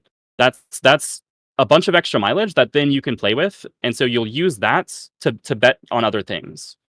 Convert your winnings into additional gambling. Go buy more chips. Right. Okay. Yeah, go buy more chips, I right? get you. Because you're not touching your wallet, you're only touching your winnings. Yeah. Um, Okay. That's a good way to put it. Okay, that makes sense. Yeah, like play conservatively with the stuff that you can't afford to miss, and then anytime that you get value off of things, as long as you're not as long as you're not falling behind excessively on resources, which is pretty hard to do if you're actually landing your hits. Right. Um, then yeah, use that to be wiggle room, where now you can play occasional mix-ups that the opponent's not expecting. Right. Um, I will say falling behind resources should be easy, but the way these work makes it harder. And then anytime you need resources that these aren't, draw 4 if you can. Right. Sure. Yeah, but like the reason that you shouldn't fall behind if you're playing Answer Remless is because you're under committing to anything that you're not committing to win, and Right. so you're And yeah good when you are committing, you just win if you're doing it yes right. Okay. yes, and so like you go to a range, the opponent strikes, and you go okay, I'm at this range because I have a thing that I know I'm going to play Right. like EX assaults or whatever, um or if you weren't ready with that, or if they strike with an EX and you weren't ready for an EX, you wild swing. Right. Like you wild swing, you play a focus, you play a block, you commit as little as you Invest can to that. as little as humanly possible. Hope it's not the other copy of Toxic Tendrils you needed for the EX or something. Yes. Okay. Other than you have reclamation for that Yeah. purpose, Get but it yes. back. Exactly. Um, Okay. but yes. So it's invest as little as you can into the stuff that you aren't prepared to come out ahead on. Um, and then most of the time, invest in the things that invest in these to make them hits because when they work, they are winning. Right. Um, and then my playstyle, at least, invest in your answers because that will let you just stay a little bit ahead of the opponent at all times, Okay. right? Like I want to be the grappler who's winning neutral. I want to be able to say, actually, you weren't ever safe, no matter how safe you thought you were. Right. I'm going Okay. to come in and I'm going to hit you.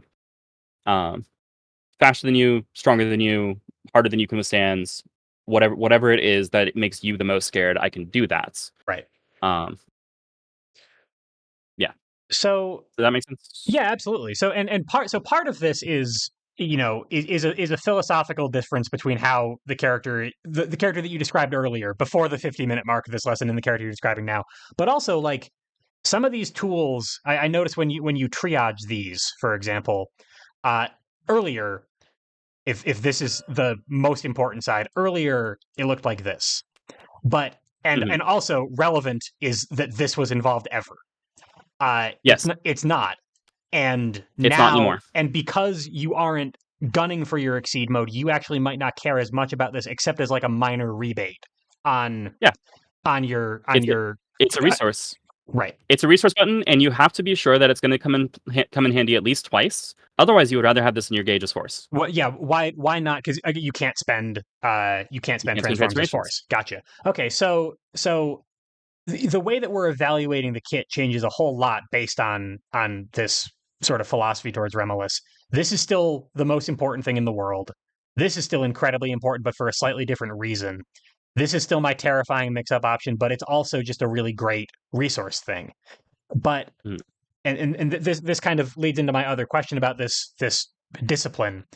Answer Remiliss. The name to me implies that you are doing this stuff defensively, and you are choosing to answer on defense when you want to answer on defense. Is that largely true?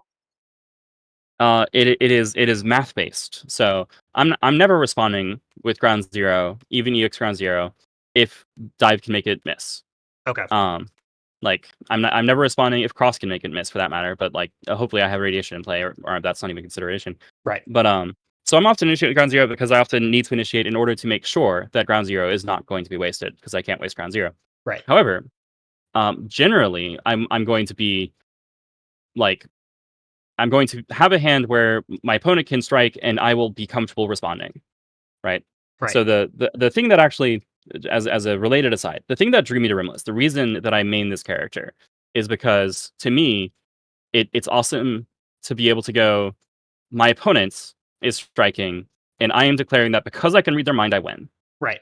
right? It's not that it's fun to preemptively anticipate, to go, I'm striking and I know what you're doing in response, so I'm going to catch you. Right. And sometimes you will have to do that, especially against players of comparable skill and experience, especially if they know the matchup. I've had that happen many times. But the really speed ties will matter sometimes, and you need to initiate. yes, like Okay, you will initiate when the speed time matters, or when some other jank interaction makes that a significant thing. Looking at Rio over here, anyway, sure. um, you will respond because you didn't need to initiate to beat them. Okay, Um, and part of the power in doing that is in Exceed's resource engine, where initiating tends to be more resource expensive. right, If you initiate a strike, you are by default not drawing any cards, you are spending a card. right, And if you respond to something, then you have your next turn, you have the next turn, so you can do whatever you want in that turn, probably rebuild some resources. right, So this lets you kind of sit back and beat whatever they're doing while continuing to preserve enough cards to do it. right. Okay.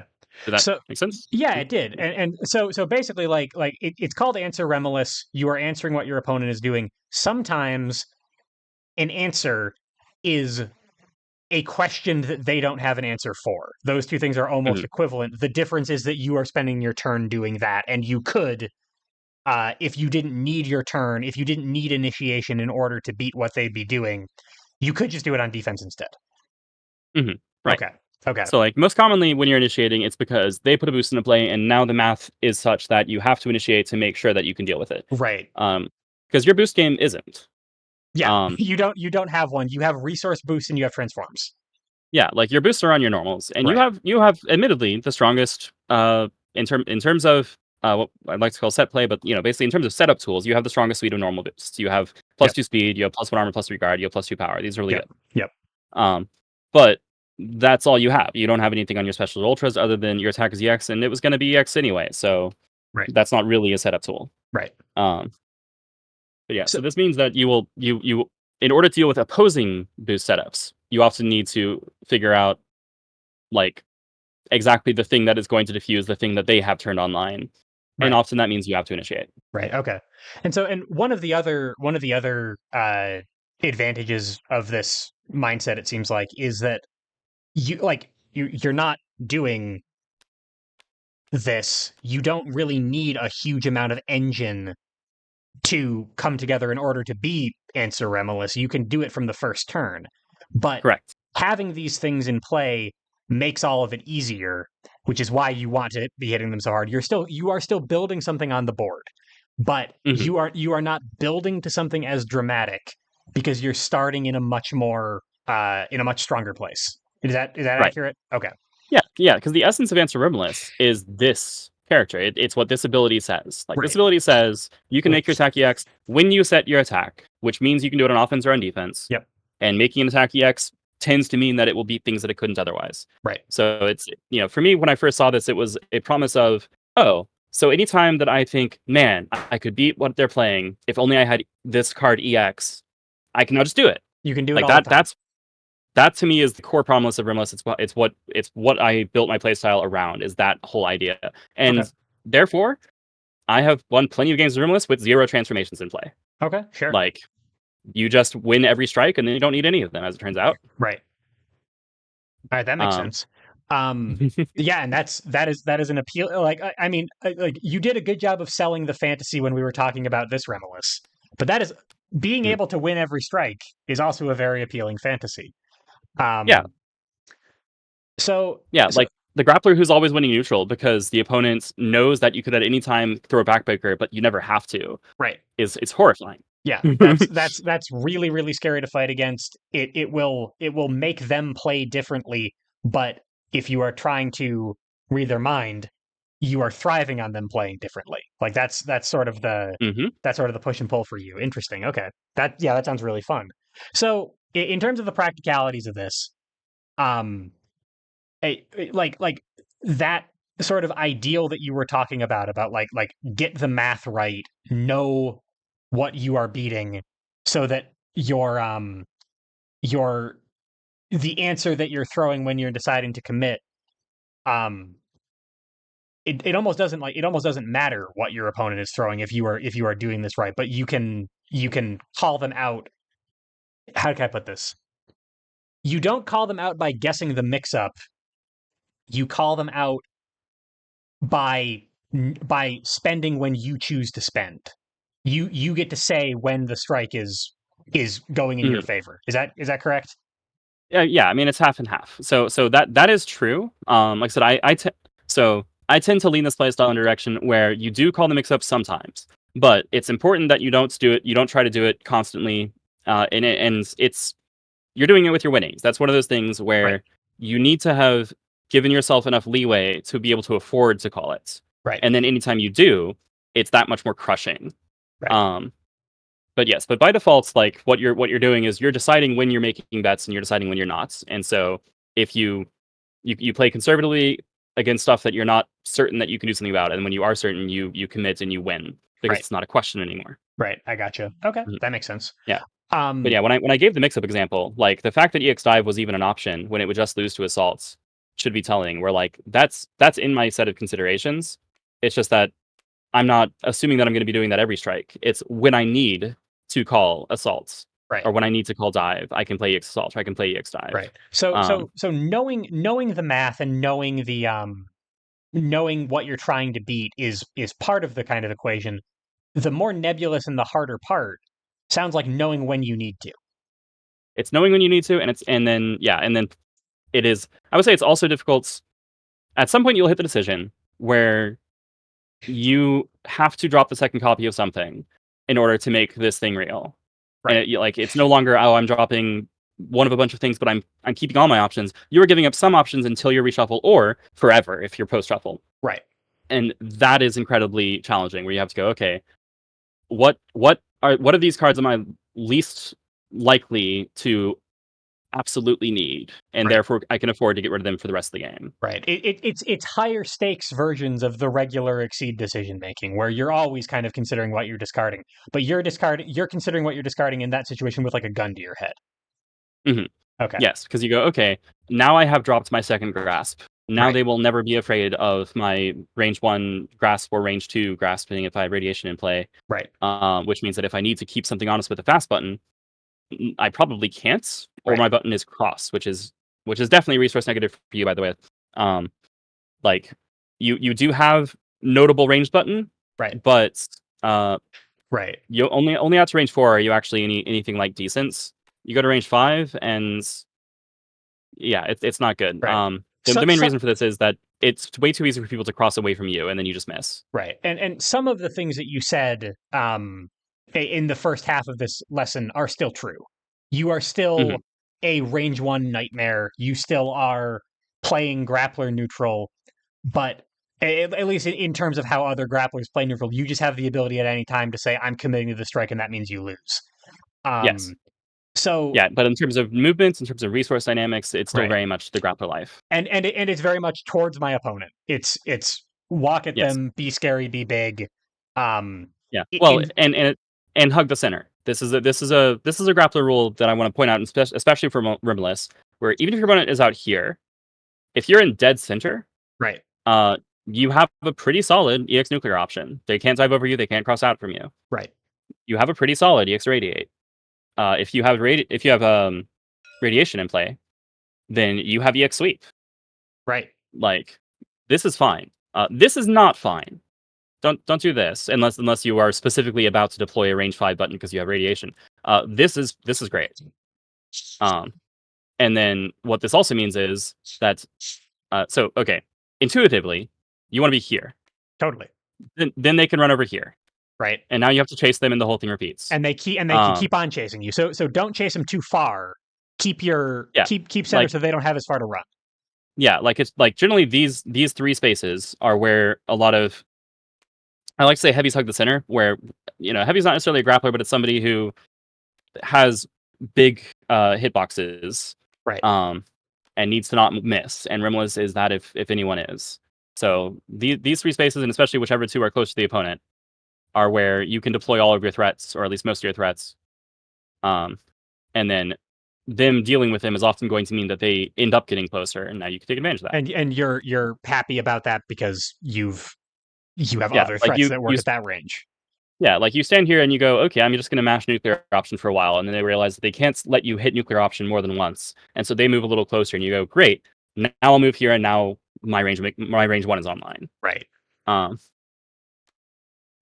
but yes, Um, so yes, important note: hugging the center generally fine because of especially nuclear option, and then with radiation, a bunch of other things. Right. But by default, you are range 1, and you never want to be farther away than this. Right. If you're out here, you You start to have don't problems. really have anything. Even irradiate is not enough to really make that viable for you.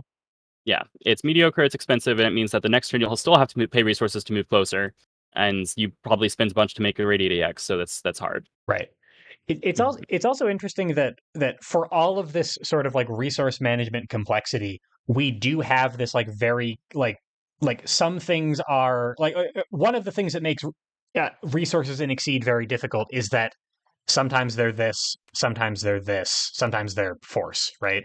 Mhm. Um, you have under this rubric, like it seems like these are pretty much always boosts. This Yep. is basically always force. So we can We'll come back to that, but yes. okay. But we can take some elements of complexity out of the equation and say Mhm. like I don't really need to worry too much about some of this stuff in exchange for having to be really really sure that I checked my math when I'm doing some other Yeah, things. and yeah, and the part that is much harder to simplify is this part. Right. So through raw iteration, I've played a lot of games of Remiliss, Right. right? I've developed to this point where I'm like, here's my prescription. We obviously gave the disclaimers earlier in the video, where just because I'm saying things prescriptively doesn't mean that you should take them as absolute truth. Right. But here's my recipe. Here's how I run it. It's a lot harder to give those answers about these. Right. Like intuitively, I would say like as a baseline for every character in the game, why are you throwing away focus? Focus is great. Right. I can't count the number of times that I spent focus as force because I needed to make something else better. Right. And it Like was the these are right hard, call and it was correct. when you did it. Right. Yeah, like it was correct. Like I like even sweep sometimes, where sweep usually if it's not an attack is a fantastic boost. Occasionally, yeah, I paid a sweep because I needed to make something EX, and Right. that was the way I needed to do it. Right. Things are not at all straightforward in terms of this because this is very much what's left in my deck, what's left in my discard pile, what does the matchup look like, what do I want them to be afraid of, what do I need them to respect. Um, and then what do I still have left in my hands is of course the other big part of that. Right. Mhm. So Oh, do I you, guess I can give one quick shorthand though. yeah, please. Um, I already mentioned cross is not a thing that you want to play. Uh, you want to have one grasp available for threat, especially if radiation's up, because 1 and 2, 4, 8 hit pusher pull 1 or 2 is a dumb card. That's very strong. Um, yes, but the reward on this is so low. Like basically, grasp is a last resort. You have it available so that you can have a speed 8 card that hits at range 1, maybe 2.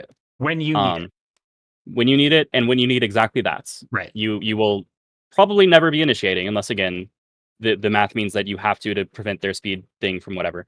Um like unless you have a specific reason to, you're not initiating, you're holding it because it's a reversible. It's a speed 8 card. It's faster than what they are going to play. And it's good for nothing else. It's not worth the money that you're spending on it unless it is stunning them.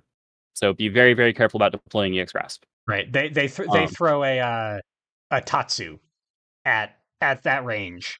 You are no longer you are no longer uh you're not stunning them. You could even be trading down yeah, and also be dropping a ton of resources on it. yeah. So for reference, Tatsus are cards that are like this. They often have guard though, so it's things that Right. are 1 or 2 with before advance 2 or more. Right. And Ryu's in particular has 4 guard printed, which means that even EX Grasp is not going to stun it, and you're not going to get it out of range because it advances. Right. So yeah, like you play Ryu, at range 2, Ryu strikes. You play EX Grasp because you need to beat Donkey Kick. If he plays Tatsu, you lost that really hard. Really, really, really Um, hard. Right. yeah, And it's and really bad. that's a situation then where unless you were pressured, you probably wouldn't spend it all. If he had like a viable mix up that could cause you to lose that hard or win that hard. Yeah, you wouldn't be throwing that Okay. unless you had previous. Well, and if it's your second grasp, don't do it. Okay. You can't afford to lose that thing. If you have any other way to beat the thing that he's threatening, right? So he's threatening Donkey Kick, is what I just said, which is Right. another card that's a speed 4 with 6 power and 4 guard. Oh, it's speed 4 with 4 guard. Cool. Find your assaults. And Find your EX dive. you have ways to you You have know, ways to shore that up, and you don't yeah, need like this specific find thing. something else to do. Right. If you didn't need exactly that, then don't use it. Right. Um, Okay. but yes, that's really the biggest instance I want to mention where like the threats of EX Grasp is often super important for opponents. Uh, actually using it is often not worth it. If they're trying to bait it constantly, use that against them. Okay. Like that, your best case is where they're going, you always have EX grass, so I can never just play a fast thing. Um, cool. Their slow things get destroyed by most of your kit. Yeah. So, take advantage of that. Yeah. Okay. Um, That makes sense. So there's still mix-ups on mix-ups. You're just trying to be more certain than normal before you invest. mhm. Okay. Yeah, and the more, let's say, the more successful you are, the more room you have to make bigger bets or make bets more often, and that tends to compound on itself. Um, you know, once you reach a certain once you hit critical mass in Yep. terms of Yep. resources, um, then you're unstoppable, Yep. and because you can just say, okay, well now I'm just going to make sure that I trade up on every strike, And and I'm just you gonna know, win the numbers game at that point. I'm EXing all the yeah, time. Okay. So mhm, I don't think there's an easy way to answer this question because game state is so variable, matchup is so variable, all of those things. But it sounds like in a typical Remiliss game, I am investing sparingly and when I need to until I hit that critical mass, and then I'm kind of mhm. accelerating. Um, so I'm not, you know, Well, I'll say I personally don't tend to wait for a point and then spin like mad. It's more like every success gives me one more bite where I right can be a little bit careless, and then because anytime that's successful, it buys me twice as much. because something went to Mhm, gauge or maybe multiple things went to gauge, and now you're compounding yourself. Um, so you aren't you're not waiting for a break point, a resource break point. You're just accelerating and being more willing to bet the longer the game mhm, goes. Okay. mhm. Or no, not the longer the game goes, Or not, the yeah. more you're The winning. more successful the more Uh, I've won. okay. And then you are Like, hopefully that corresponds, but yeah. yeah, yeah, and hopefully the game doesn't last that much longer because you're winning. Mhm, And you're hitting hard. Uh the opposite way things are going. If you are on the back foot, and on the back foot specifically meaning that you have very few resources to work with, you're being very conservative and trying to figure out what you are playing, what you're beating. mhm. Until it's all right, it's the end of the game and I'm losing, I do need to make kind of a Hail Mary. And that's like last resort possible. Yeah, like, Okay. you hate to be in that situation, but it's still something that you're better equipped for than a lot of characters because you can still make something EX in a pinch. Right. The way that you often like the way to avoid that situation generally, or I should say, I guess I'm now kind of touching on counterplay. Um, but the way to avoid that situation fundamentally is to prevent your opponent from having too much information about what's in your hands, and that often means reshuffle a little bit sooner than you otherwise would. Okay. That makes sense. Like, don't hit your reshuffle automatically because if your opponent knows everything you have left, even if you can make it all EX, the chances are higher that they can do something that stops you from getting away Right. clean, or getting away dirty, whatever. It stops you from getting away with it. They're holding Um, some kind. I mean, they're holding answers to. They've got an EX ready for when you commit. They've got a mix up ready. There's something that they can do to they can or something you said earlier. They can make you initiate in order to deal with their stuff and then surprise you mhm. or something. Yeah, like, after you've initiated because you had to, now, in all likelihood, they have a free turn where they can pop you and you are very low on resources. It's a critical time for you. Right. Okay. That makes sense. You were also sorry to jump around. You were also going to mention You're something good. about consumption. Yeah, so it is 2 force by default. This Remiliss, is a bit likelier to use this boost. I already mentioned the best use case for it, that's still true. But there's so many more cases now where you go, "Oh, actually, it'd be really nice to pick up 2 sweeps, 2 assaults, 2 dives, 2 foci, Sure. 2 napalm, 2 whatevers." Um, like, that's great against basically everything. It's also particularly cool with ground zero. So I will often not transform the first ground zero because it will enable me to later make a play where I aftershock and pick up EX ground zero, Right. Sure. which means I got to play EX ground zero and then EX ground zero and then EX ground zero, which And is and it's then pretty and good.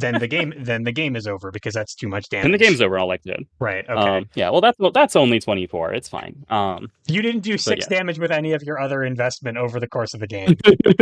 somehow yes. Yeah, you really really whiffed it, D. Oh yes, Okay, so you have more cause for recursion because you need more variety of options yes, than another Remiliss play would. yep. I'm also likelier but I'm considerably likely to play consumption as an attack in this in under this line than I am on the other line. That is because consumption serves the role of being a range 2 speed 7 attack that doesn't make me That retreat 3. that isn't positioning negative. Interesting, but and that might be Yes. worth 4 gauge in incredibly important circumstances. Yes, and it's a this probably is a I bet if I'm thinking of if I'm trying to divide into increments, how many times I have to win something in order to be able to buy myself a risk, right? It's like, okay, I had 3 victories, so I Right, accumulated some extra gauge. I can either gamble on 2 or 3 payouts, or I can make sure that at some point I'm going to hit this. right, Um, but this in terms of resources does an important thing in terms of where it searches your deck for 3 cards, adds them to your hands. If you're playing Anti-Rimless, that is worth like the 3 gauge right, because that's 3 cards out of your deck, and they might be 3 specific cards out of your deck that right. you really really needed. That you need right then and right there to cover anything that your opponent Yeah, does. Okay. so like the gauge part of it is often well worth it. It's the fact that you're probably paying 3/4 and you're spending an ultra, Right. which it will be in your gauge afterward, but it's still an immediate cost that's really expensive. Sure, sure. Um, so like, yeah, so these are my explanations for how you might use consumption as not just force, even though you probably will still use it as just It's force. probably just force, but it could be cool as not Yeah, force sometimes. and Okay. it has some important functions as not force sometimes, Right. just not typically. Makes sense. Okay. Any other important strategy notes, or should we move on to counterplay? I feel like it's I keep touching on it, so yeah, it's probably good to move on to counterplay at this time. Sure. Sounds good. Um, all right, so yeah, so a lot of things are just going to be the inverse of what I said, right? So Rimless wants to be up close to you. You don't want to be up close to Rimless. Right. There are some characters who can fight Rimless at range 1. They are characters like Zangief. Yep. They are characters like Potemkin. You will probably know if you're one of those characters. Yeah, you'll Um, you'll you'll note that you're a enormous man, and then you'll be like, all right, maybe. yeah. Even then, some of those characters are going to have a better time fighting Rimless at long range than Rimless is going to have it fighting them at long range. Okay. You know, to use the silliest example, right? Tager can hit you from range 8. Sure. Rimless can't. Sure. Yeah. Um, Tager's got Spark Bolt. Potemkin can hit you at range 8 for that matter. Yep. Often doesn't, but theoretically could. Yep. Um, but at range 1, the important thing is those characters, Zangief, Tager, Potemkin, a couple others, like they actually can compete with Rimless' stats at range 1. Right. If you look at the stat line of Ground Zero and you think, well, that's just completely unbeatable, then you're not somebody who can fight Rimless at range 1. Sure. So don't do it. Right. Um, which by You the way also you. does mean, I'm sorry. Go ahead. yeah, even for Potemkin, this is hard if Rimless is initiating, Right.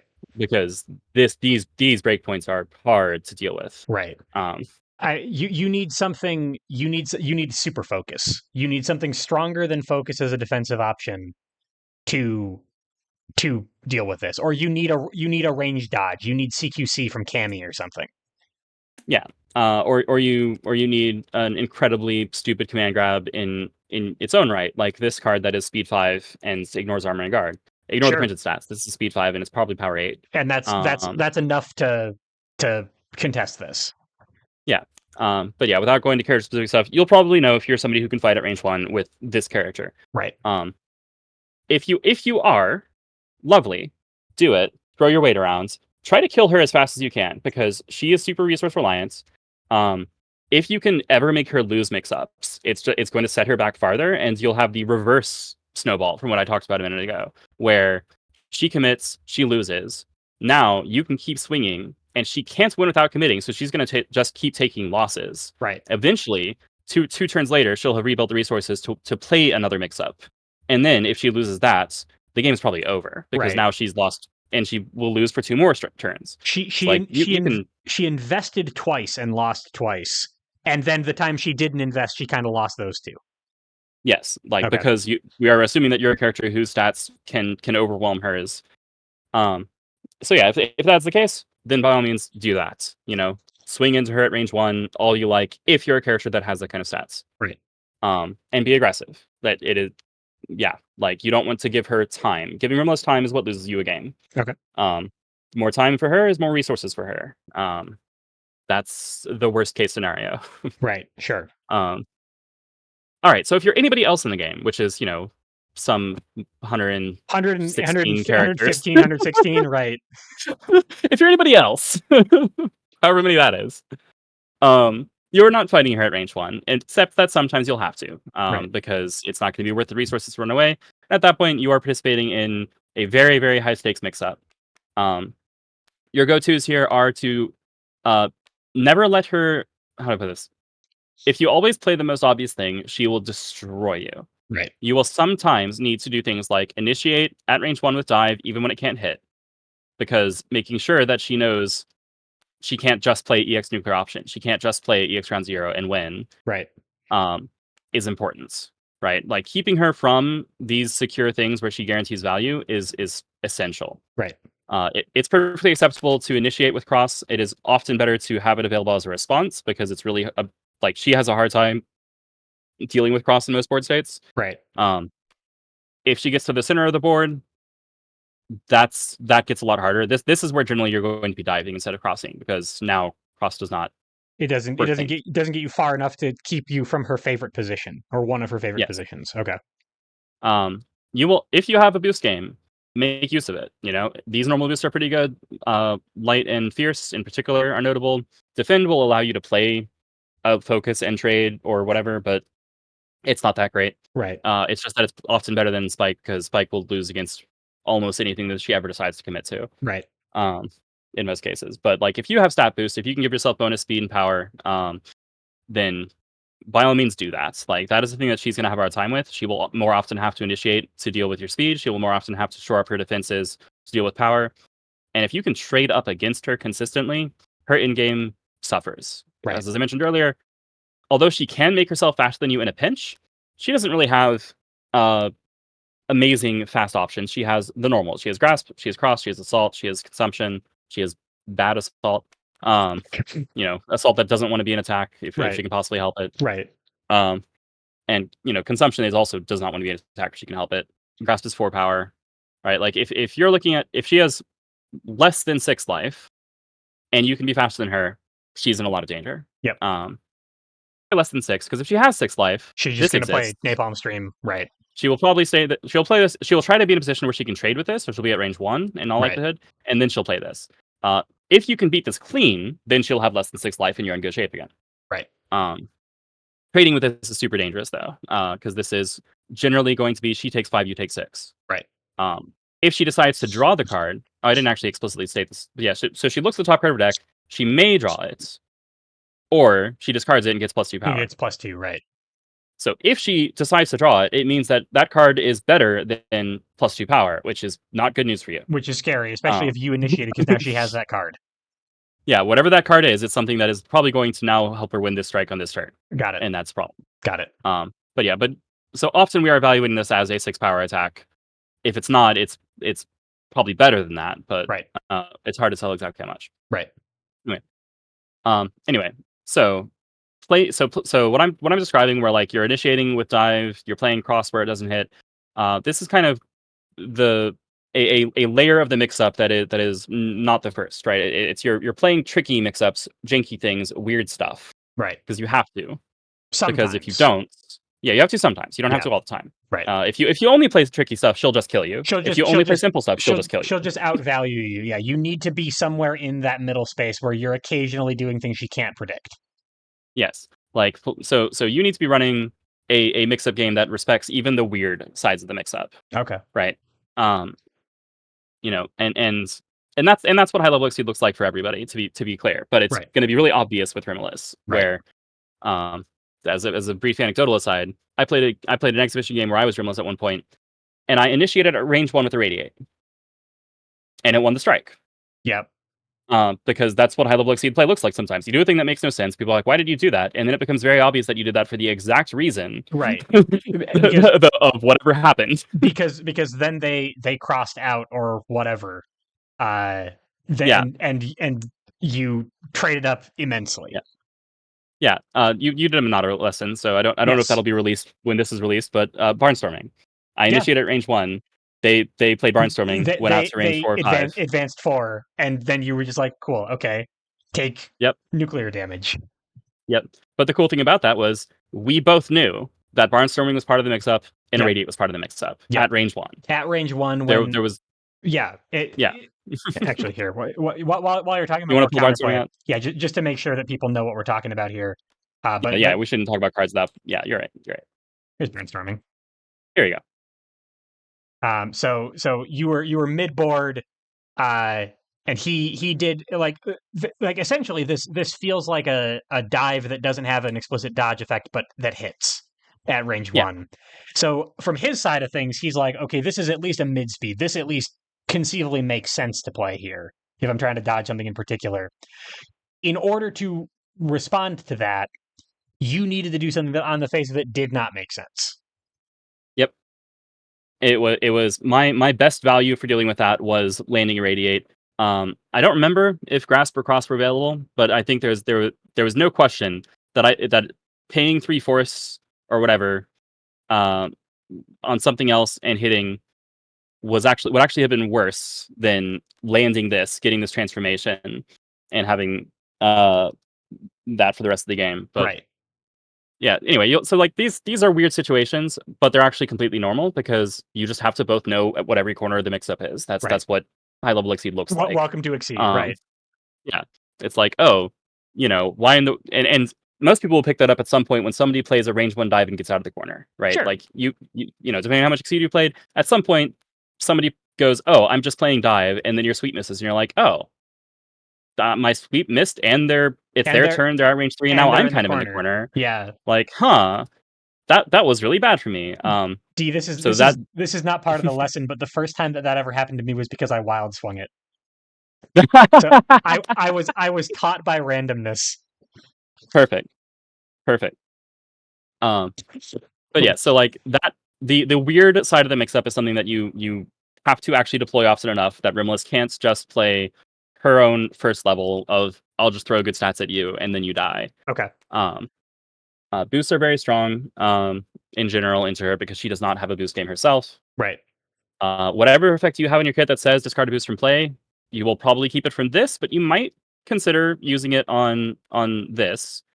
Um, these are both viable things to get rid of. Sure.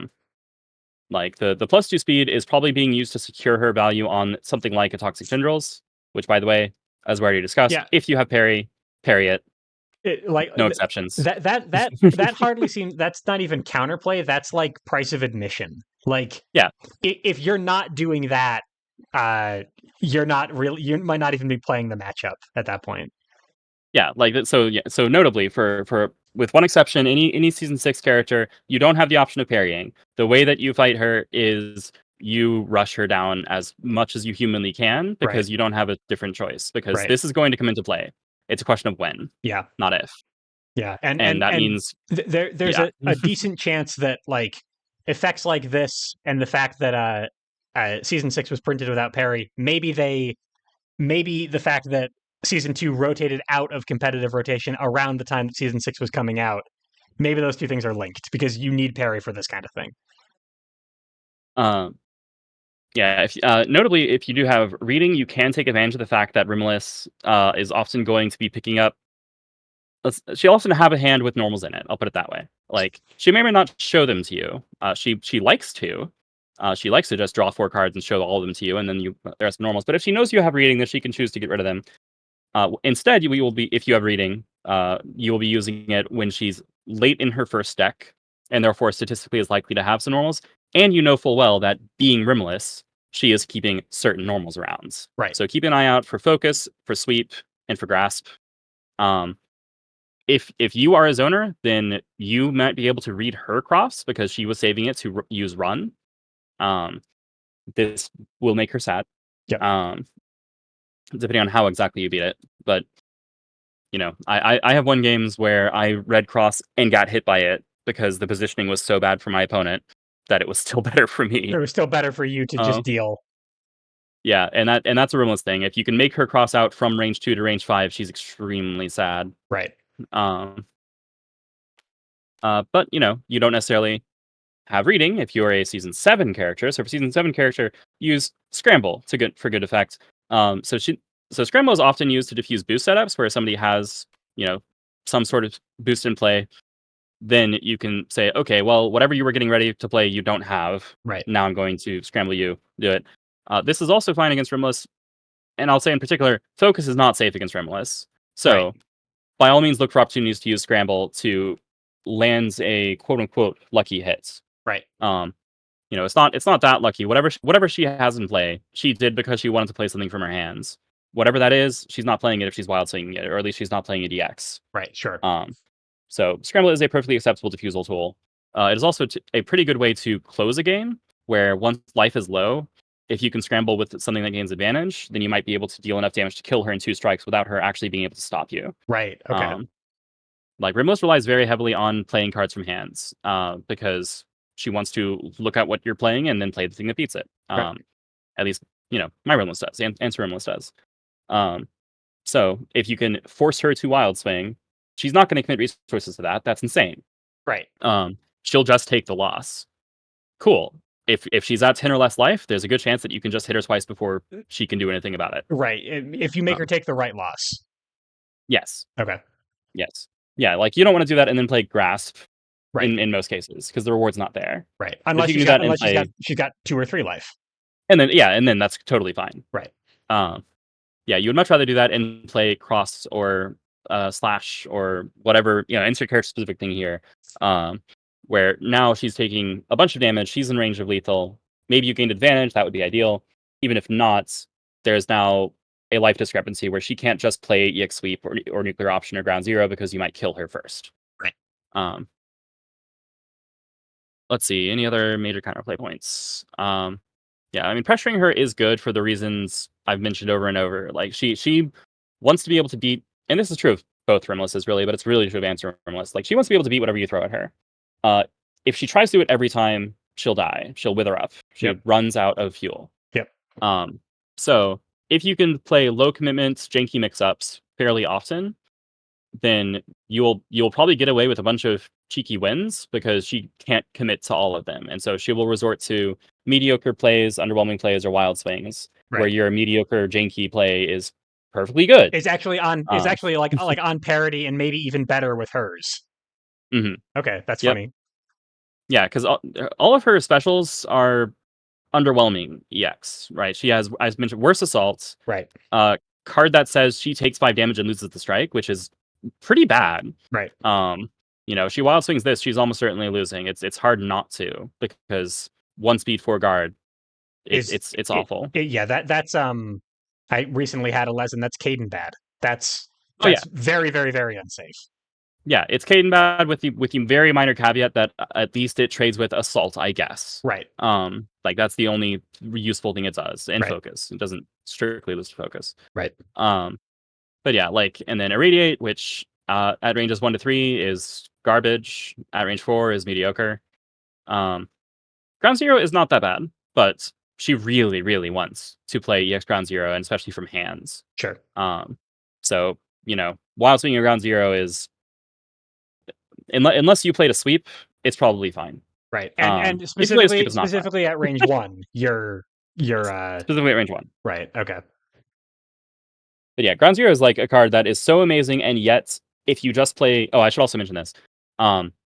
Grasp and Cross are deceptively good at diffusing exactly this, where your Grasp is going to hit for 2 and take 5, but it's not going to hit, or it's not going to take 8. And you're gonna get gauge and you'll have done something.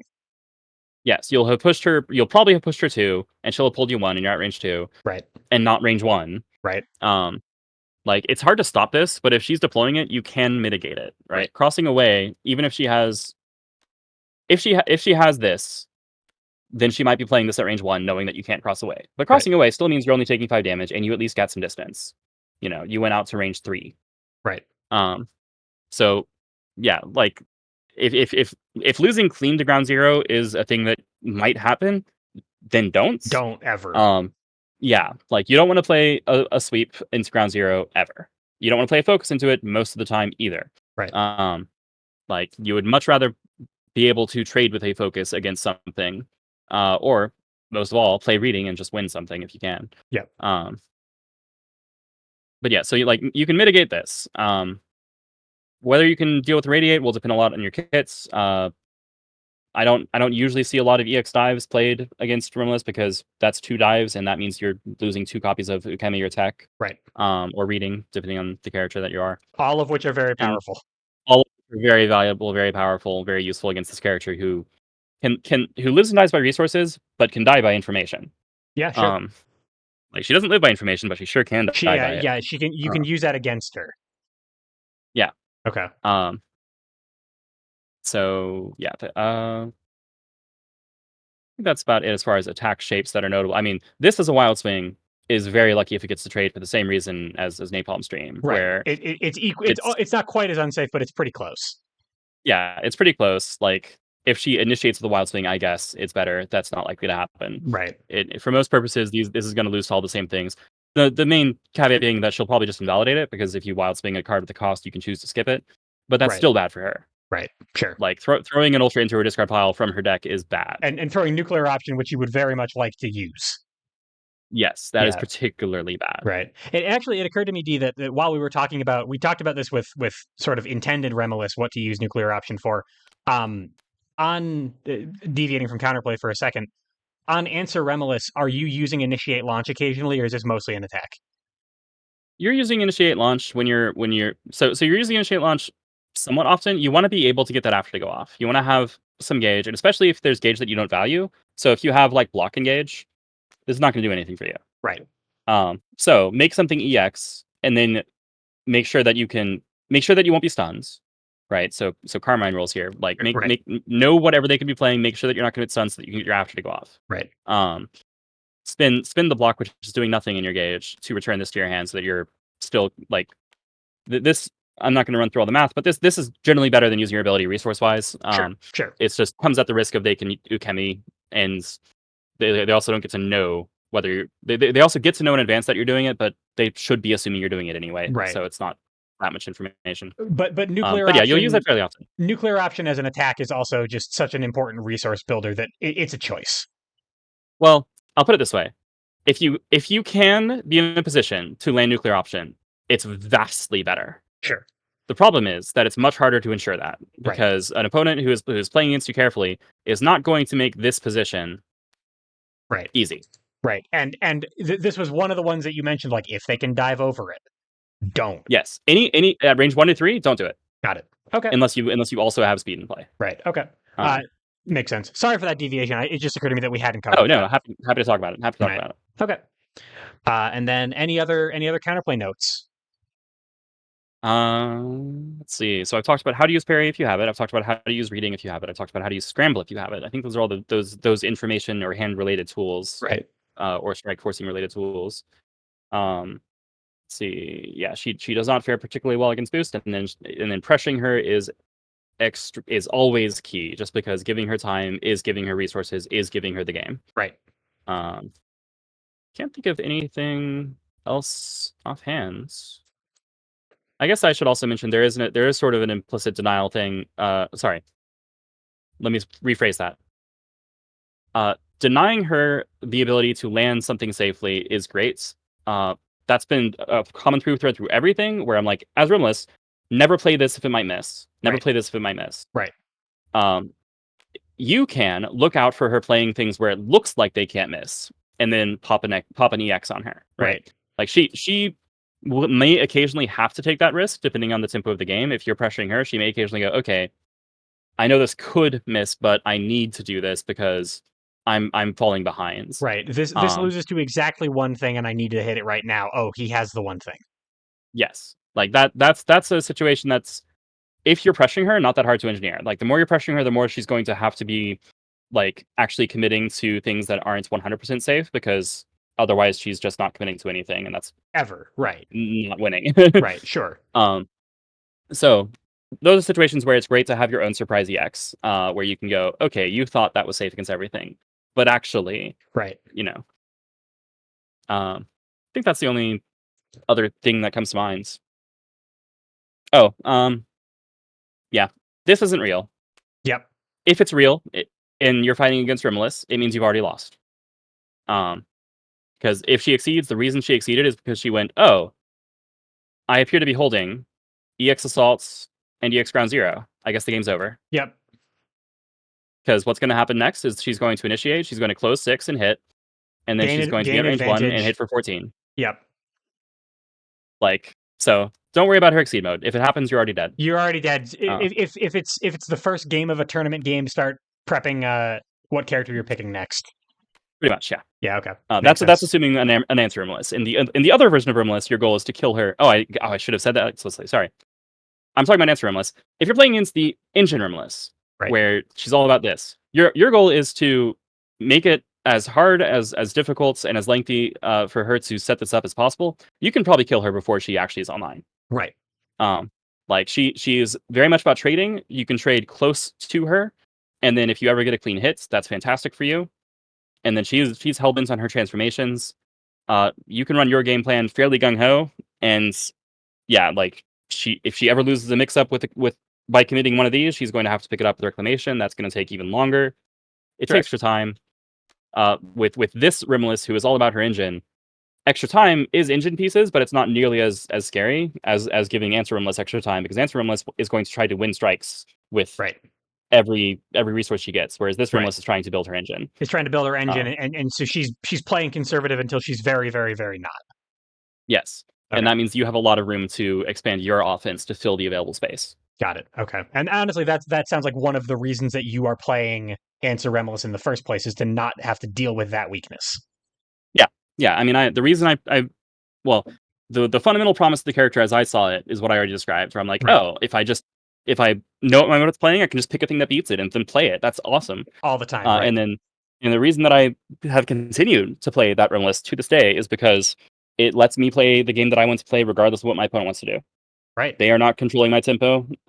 They are not going to out tempo me. I am deciding the rate at which I'm playing, by checking them anytime I need to, and then also, if they're ever slower than me, I am I'm winning, because I'm going to accumulate something that is an unstoppable in game. It Right. just doesn't look the same as this one. Right. Like, my unstoppable in game is I have 5 cards in my gauge. I can do whatever I want for 3 strikes. Makes sense. Yeah, and I like that. That is a compelling fantasy. Um, again, not to. I don't want to let a good segue go to waste either. Do we want to talk very briefly about other characters that might give you something similar of a fantasy to Remiliss? uh, sure. Yeah. Let's see. I mean, there's the obligatory, right? This is the reason that we decided to do this recording next in our sequence. That's true, right? Um, For a peek behind the curtain while we're finding these characters. this is Remiliss. This is Remiliss Remiliss. Valentine. Yes, yes. Yes. Just before this last week, D and I did this, and this was what inspired this lesson. You monster, D. And in that lesson, we also shouted out Fight from a robot named Fight, and Vincent as being sort of like other variations of varying difficulties on this theme of like, when you set your attack, you can put this many resources in, and this is what you get out of it. Yes, I will say Vincent is the least like Remiliss of those, because the Vincent's commitment is way more niche than hers. He has the you can get extra guard, which means that if guard is the thing you needed, then you can have it. Right. But guard is much worse at ensuring something than ranger speed. Sure. Um, it's good for coverage, but it's not nearly as useful. Fight is like the reward half of Remiliss, where you're like, oh, I I've done something. I'm sure I'm going to hit, or I've secured my setup. Now I can blow you up, Right. right? So if I can absolutely play, power 8, power 9 sweep, which is about as good as ground zero, as it turns out. Right. Um, but he and his boost game allows him to have the kind of speed that Remiliss has. It just he does it with boost instead of with his With ability EX raw. attacks. Right. Yeah, and then the resource management dynamic's similar. Ramlethal, I'm gonna just grab the character card anyway. I'm sorry, Remiliss, anyway, is not this ability, but this ability, where it's like, oh, you spend 2 force to give yourself extra range. It just doesn't give Right. you the other EX stats. Sure. So you're playing a slice of Remiliss, and with a far more forgiving resource game. Right. Yeah. Um, There's a lot more card draw, which is to say any card draw in Ramlethal's kit compared to Remiliss. yeah. Well, Remiliss has draw 4 and reveal them That's probably. true. That's true. It's just the cost of giving that information up is often pretty significant, so Right. it might Right. not be draw 4. Right. Mhm. Yeah, these are probably the most notable. and for the same reason that they were during the Ramlethal lesson, where it's like, yeah, if the thing that you want is to be able to say my opponent struck and I'm gonna win, then they very much fulfill that. Right. If what you were drawn to was I have this ridiculous, overwhelming, unstoppable in game where I'm a monster and my opponent can't do anything about it, Right. I have a season to introduce you to. Firstly, um, Hello, all but of Seventh Cross. yes, but I will make particular note of a few characters that I think give the same level of insurmountability to their end games, which are Yep. Galdred, Yep. one of the most infamous because he is the so-called the Exodia, also so-called the Blender. The He blender. exceeds into a thing where he doesn't have a hand anymore, or he doesn't need a hand anymore. He's just going to be mashing face into you every single turn. By which I mean his face Yep. is gnawing on yours. Yep. Uh, Also super fun. I love Godred. Anyway, didn't want to bring her next. Turnaloose. Yep. Turnaloose likes transformations.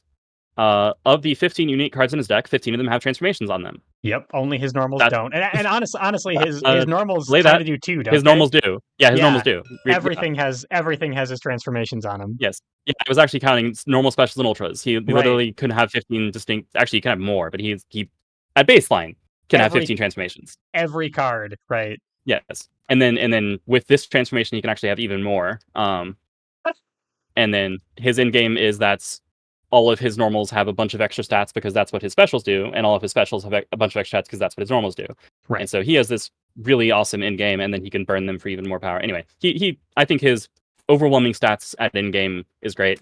His printed stats are garbage. Um, why? Yes, I did just call 13 printed power garbage.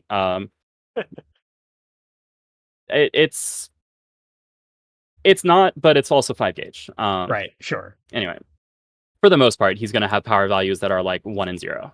Um, oh, look, a 2. Wow. I forgot I That's had a crazy. 2. That's crazy. Yeah. Look at that. Yeah, literally all the other ones are 1 and 0. Where's the 0? There it is. Anyway, so he is very much the in game, but only the in game. His early game is much worse than Right. Remliss's. Right. Okay, and then one of the strongest in games in Exceed. So what? Without explaining. Oh, sorry. Stop reading that. There you go. Yeah. Of course. Without The explaining. actual character. Yeah, like, I'm talking about characters who have this unstoppable overwhelming endgame engine.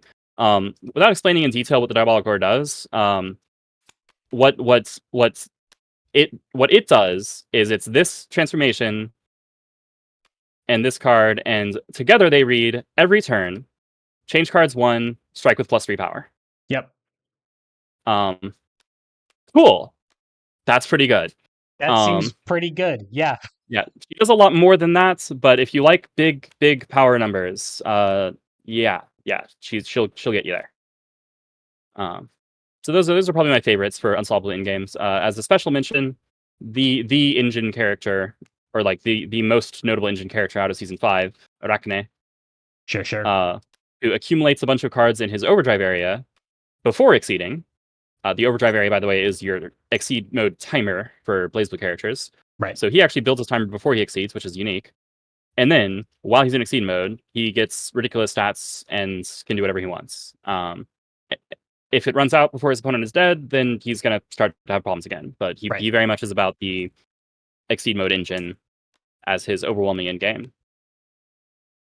Yeah, I think those are my top contenders. Awesome. So if you are a player who has I think much more likely gotten into Exceed more recently and is still pretty new and is looking to check out Remiliss, and you happen to be a fight or a Ramlethal main, give her a look. Or if you are using this series as someone who is kind of a lapsed Exceed fan who was really into it in the heyday of season 2 and remembers Remiliss being awesome, here's some more characters that might kind of scratch that itch for you. Yeah. Yeah, more recent. Yeah. I just realized that's season 2 and then 4, 5, and 7. So much more recent. Yeah. Hmm. Well, Dee, thank you so much. What a cool character. I really appreciate your help in untangling Oh, absolutely. some of She's my a questions blast. about this. Yeah, it was great. God, you you held off for a long time. You all so the thing that is so frustrating about that, Dee, I hope someone has told you this before, is that you are able to lull people into a false sense of security, people who should know better than to let you get away with those puns because you just talk seriously for long enough and then you get me. Um, despite that, despite you breaching that social trust that I have in you, thank you so much Oh, for thank your you for time having and your me. expertise. Always a My pleasure, pleasure. D. And folks at home, thank you so much for watching. I hope you enjoyed it. Hope you learned something. Yeah. If you haven't been, or even if you are, stay hydrated, drink water. It's good for you. And try Remiliss. She is probably, I mean, she's one of my favorite characters in the game. For a long time, she was my second favorite character in the game. There are a lot of characters in this game, but she's phenomenal. She's a great time. Absolutely. Really looking forward to try her out. All right, folks. I'll see y'all next time. Thank you so much. Bye, everybody. Bye.